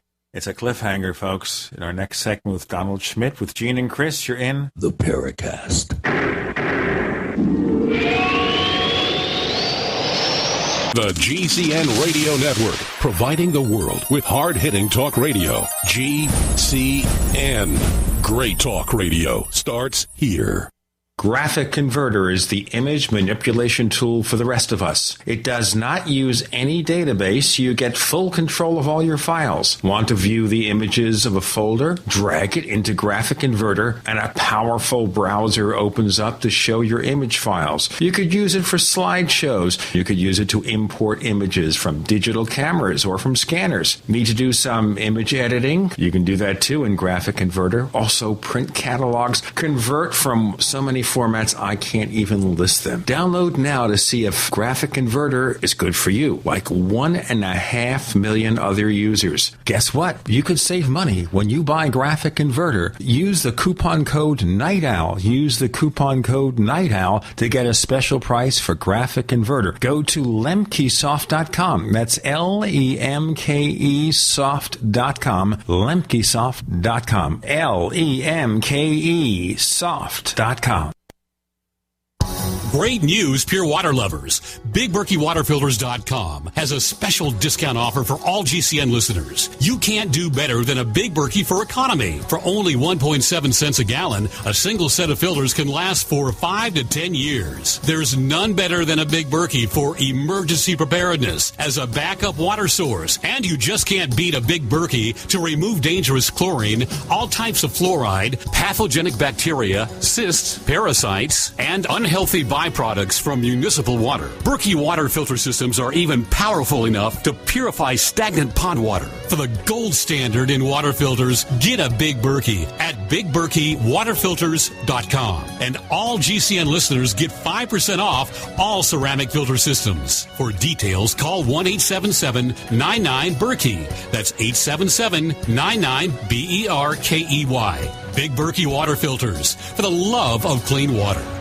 Nutritious food is real body armor. It builds muscle, burns fat, improves digestion, and feeds the entire body the nutrients it needs. Did you know the U.S. government banned the hemp plant from growing in the United States and classified it as a Schedule I drug to hide it behind the marijuana plant? People have been confused about this plant for over 80 years, and many still don't know what hemp is. So now you know hemp is not marijuana, and marijuana is not hemp. They are different varieties of the same species.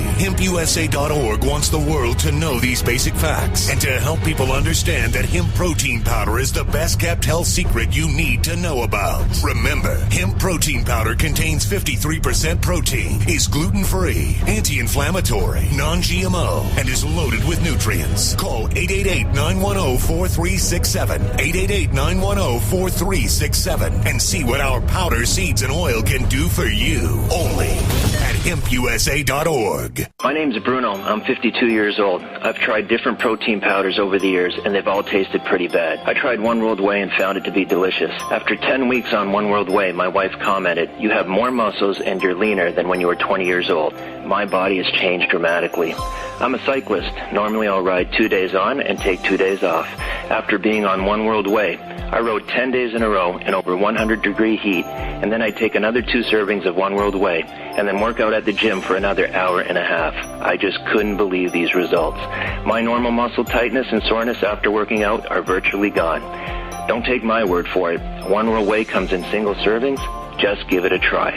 For a health and taste sensation you'll love, call 888-988-3325. That's 888-988-3325. That's 888-988-3325. Or visit oneworldwhey.com. That's oneworld.com.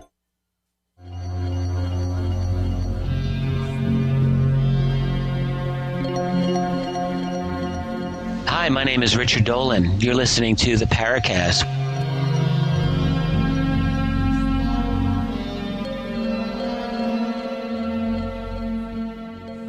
With Gene and Chris in the Paracast, we're talking to the co-author of Inside the Real Area 51, Donald Schmidt. A fascinating story where this guy goes out into the parking lot, I gather? Yes, the head technician takes the original bone mandible and this newly cast replica, and he hands it to 2 officers who immediately take both and place them in a briefcase. They shake hands, and Musgrove, who's watching from the waiting room on the lower level through the glass door, recognizes a colonel that he had served under from Wright-Patterson. So to him, it became apparent that they had snuck this relic, this artifact, this bone piece from Wright-Patterson. Right, and they wanted... just let's put this into a time perspective. This is 1979, so we're talking 32 years down the road. Yes, correct. And Musgrove then realizing, my God, it's even more important than I thought it was. I just thought it was a unique specimen. And here it's somebody at Wright-Patterson who is retrieving this. So he goes back to his lab and quickly takes the crushed relief from the waste paper basket and he reassembles it.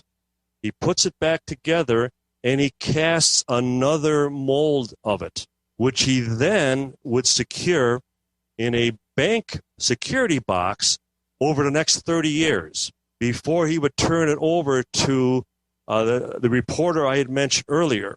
from NBC News, from the NBC affiliate in Dayton, the late Carl Day. And then Day would keep it secured up until the time he would die in 2010. And we received a replica, an actual mold that is now on display at the museum in Roswell with the full account as you can read it in the book. So it's been tested by 6 separate paleontologists. And in each case, they determine that it is not human, it is not primate, it is not of any animal, and as one stated from the University of New York, that it was not human, that it was something from off the planet. So again, interesting connection that it appears to have come from Wright-Patterson Air Force Base. Right, and the photographs in the book are really do make you scratch your head, because it's if it's real in the story, if at face value, if the story is real, I don't know, it's very compelling. But if the story is real, I mean, this could be some really interesting physical evidence that we could look at. And we do have some questions, Don, from our question bank at forum.theparacast.com. And the first one I'm going to ask is actually a series of questions from one of our moderators on the forum. And he says, Don, I like to ask this of many in the field, and it is simply, do you believe in a behind-the-scenes control group whose role it is to keep the UFO reality a secret and to deal with related events as when they come up? And see, what he's saying is that the members can't work forever, so new blood always has to come in all the time. And if Truman or Eisenhower had set this in motion, MJ-12 or some like organization, successive presidents obviously wouldn't have a need to know, as we've discussed. He thinks it's hard to explain how such a group could, for instance, get quickly on the ground in the event of a UFO crash or otherwise cover something up. So yes. Basically what he's saying is this thing has to be, obviously over the decades, has to be self-perpetuating. So where do you fall down on a MJ-12 or some sort of control group? Well, I'm a skeptic on the documents. But I believe that the MJ-12 documents are disinformation, that they do have a smattering of truth, but then there are clearly things that are not truthful. The format, I mean, that's a separate show. But certainly there was an oversight committee appointed just to ensure whatever the agenda, whatever the policies were, to transcend the entire event at that time. The problem with presidents, they're walking the street in 4 to 8 years. So even, albeit their commander-in-chief, that projects have to be maintained. They have to continue. I always cite the example of General Leslie Grove, who was in charge of the Manhattan Project with the development of the atomic bomb. And that even Robert Oppenheimer used to always complain about who were all these other people with him, these civilians and these other officers. He was kind of paranoid about the fact that he always arrived with this other team, these other people. And I believe that there was a team already in place in the event of an atomic accident, that they had the bomb, that these were precisely the very people that came in and were activated to take charge of the recovery at Roswell. They were the doctors, the nurses, the pilots, the officers, all these people that were brought in to take charge of the incident. So it wasn't a case of they weren't available, that they had to quickly put together such personnel, but they already were there. It's substitute the UFO recovery in place of an atomic accident. To me, it's just that simple. The problem is, has this group existed throughout, the last 66 years? I think we've all been conditioned. We've all been indoctrinated to disbelieve, the subject. We all have this knee-jerk reaction whenever we hear anything UFO related. It's a taboo topic to the media. The old order has not passed it down to the new. I think most have died with the realization that there is something to it. And unfortunately, the new order, in many ways, does not have access to the true data. And as a result, I think it too gets buried beneath the multiple levels, beneath Wright-Patterson or Area 51, or wherever anybody believes the truth is still being hidden. And because they can't break the code, they can't find the on button, we may never. I'm one of those who believes there is never going to be any disclosure. It's forever buried, unfortunately. Yeah. How can you disclose that you're more confused than even the public could possibly imagine? Exactly. Well, a question, too, from Goggs Mackay, who's one of our moderators at forum.theparacast.com, where you, too, listeners, can sign up on the forum and ask questions of our guests. His second question has to do with the fabled Blue Room, or as it's become to, I guess, kind of erroneously be known as Hangar 18. He says, basically a rumored area at Wright Pat that houses all UFO-related stuff, if it exists, must occupy space over or underground. I'd heard someone got recent plans for the whole base, and there was quite an extensive underground component, some having been added on in the not-too-distant past. And you go into actually quite a bit of depth about this particular subject, but he brings up something very interesting, and I think you address this in the book. People have to take out the garbage. The place needs to be cleaned. The HVAC system has to be working. People are having to have access to this particular very highly restricted area. Why don't you describe some of the source and very compelling sources that you've come up with in the book that do give us a tantalizing look at what that particular facility is, and it's not actually Hangar 18. It's a different complex. It's called Building 18, and it was at one time connected by a tunnel to Hangar 23, which is right next door. And if you were to go to Hangar 23 today, you'd see it's all freshly poured concrete as far as the floor. So it's been sealed off. That underground vault has been closed off, and yet Building 18 consists of Building 18A and B and C and so on. When Hynek, for example, continued as a consultant to controversial aerial phenomena, as his job description was, post-Blue Book from 1970 into 1974, he worked out of that building. He worked out of foreign technology. And as once was said to us at Wright Pat, that if you think that the Pentagon is the military's attic, that Wright-Patterson is the military's basement. Sounds like the end scene of the Raiders of the Lost Ark where they hide away. And interesting that you should mention that. And I'll have to do the break now so we can mention it even further. Donald Schmidt joins Gene and Chris. You're in the Paracast.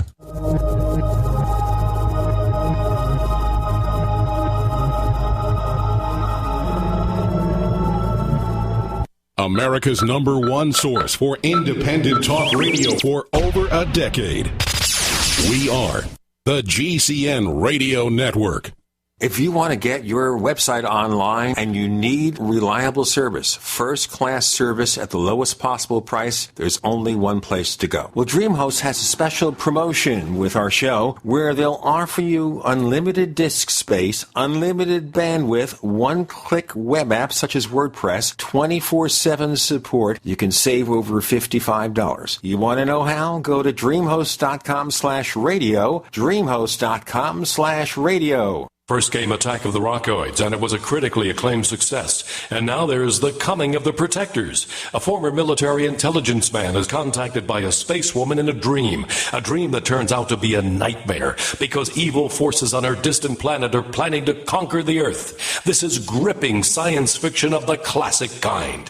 Attack of the Rockoids and The Coming of the Protectors. Find out more at rockoids.com. That's Rockoids, ROCKOIDS.com.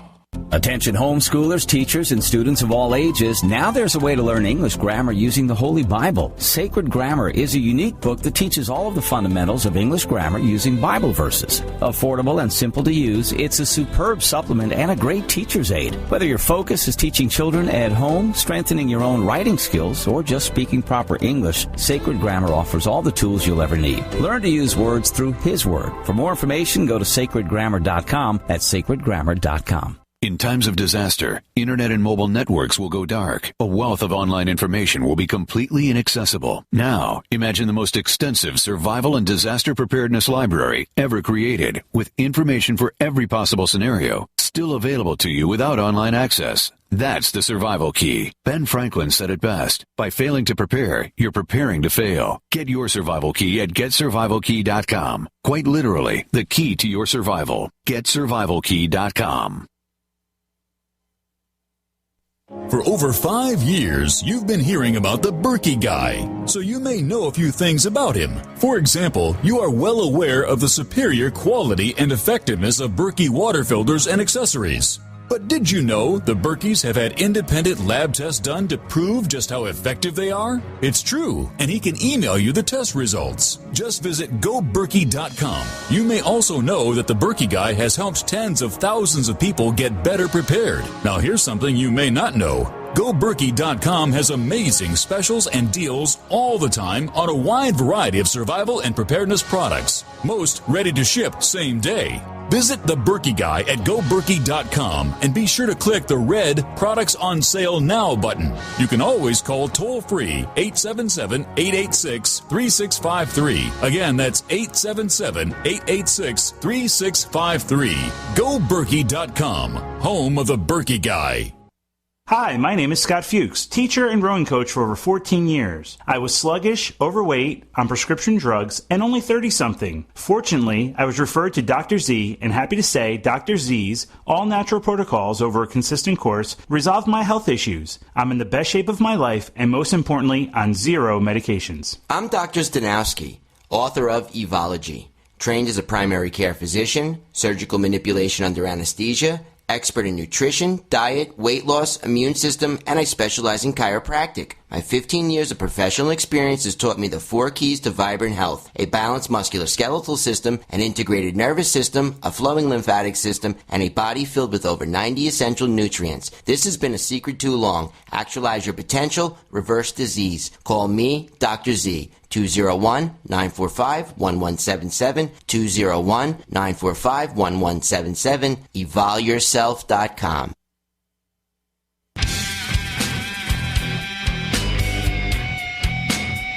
This is Kurt Sutherland, the author of UFO Mysteries, and you're listening to the Paracast. With Gene and Chris in the Paracast, Donald Schmidt, co-author of Inside the Real, Area 51. And again, with all my cinematic references, and I point out this is popular culture. So things that are actually happening, you know, look, this is what's going on. This is all the stuff that's happened in our society. We mirror that in our movies. So, of course, I mentioned very briefly that the closing scene of Raiders of the Lost Ark, where Indiana Jones and his girlfriend, they leave this building and then they take the Ark of the Covenant and they bury it in a dusty basement. Or maybe this is a Warehouse 13, which is the sci-fi series. So do we consider maybe that down there at Wright-Patterson Base, there is a Warehouse 13?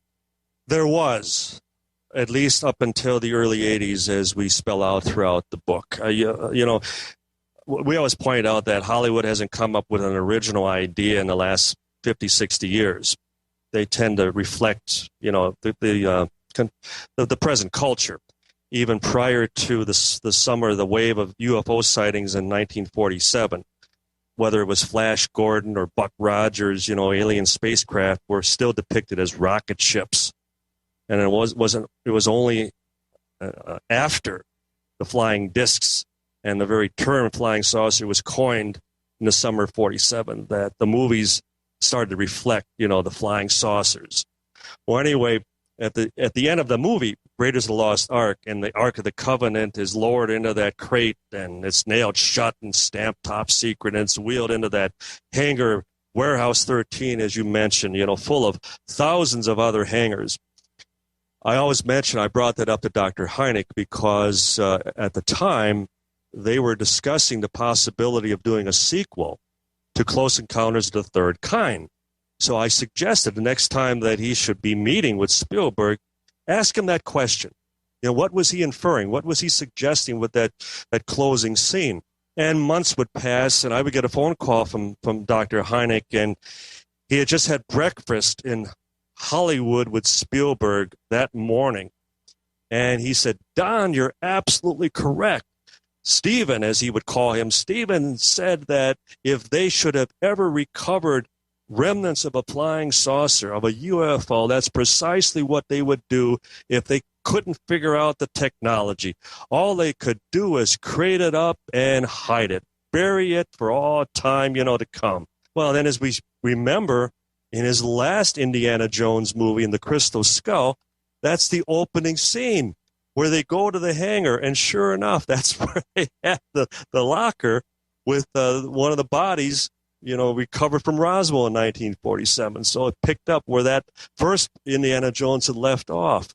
So again, Hollywood mirroring, reflecting the current culture.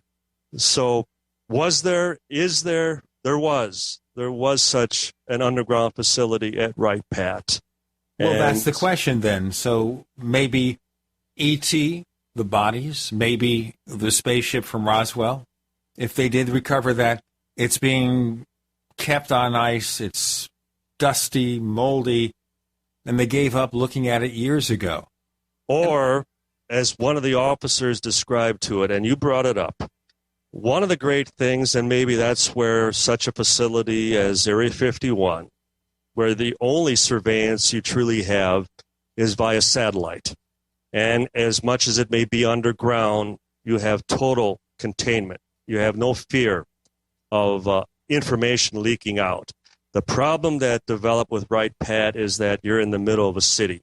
And as one of the officers said to us, they had a hell of a time keeping the information as far as bringing in materials through downtown. They were basically bringing materials, and I'm not talking UFO. I'm talking about secret technology, whatever they were experimenting with, that they were basically conducting their research late at night because it was the only way that they could do anything as far as under the cloak of secrecy of being in the middle of a populated area. And I would suggest the same for the same reason that they cleared everything out 30 years ago, that they just found it more and more impossible to keep, their deep, dark secrets, that the next buried Goldwater was going to come knocking. And they could honestly say, there's nothing here. We don't have anything here. And they wouldn't be lying about it. A good way to get plausible deniability, huh? Exactly. So we have maybe 4.5 minutes left for the segment. So let me ask you the deep, dark question, the difficult question of you and your co-author. How do we prove any of this? I mean, there's a lot of fascinating information in your book, a lot of thought-provoking information, but if there's something over there at Wright-Patt, it's still secreted away. If it's being kept at some kind of subsurface level, we can't get to it.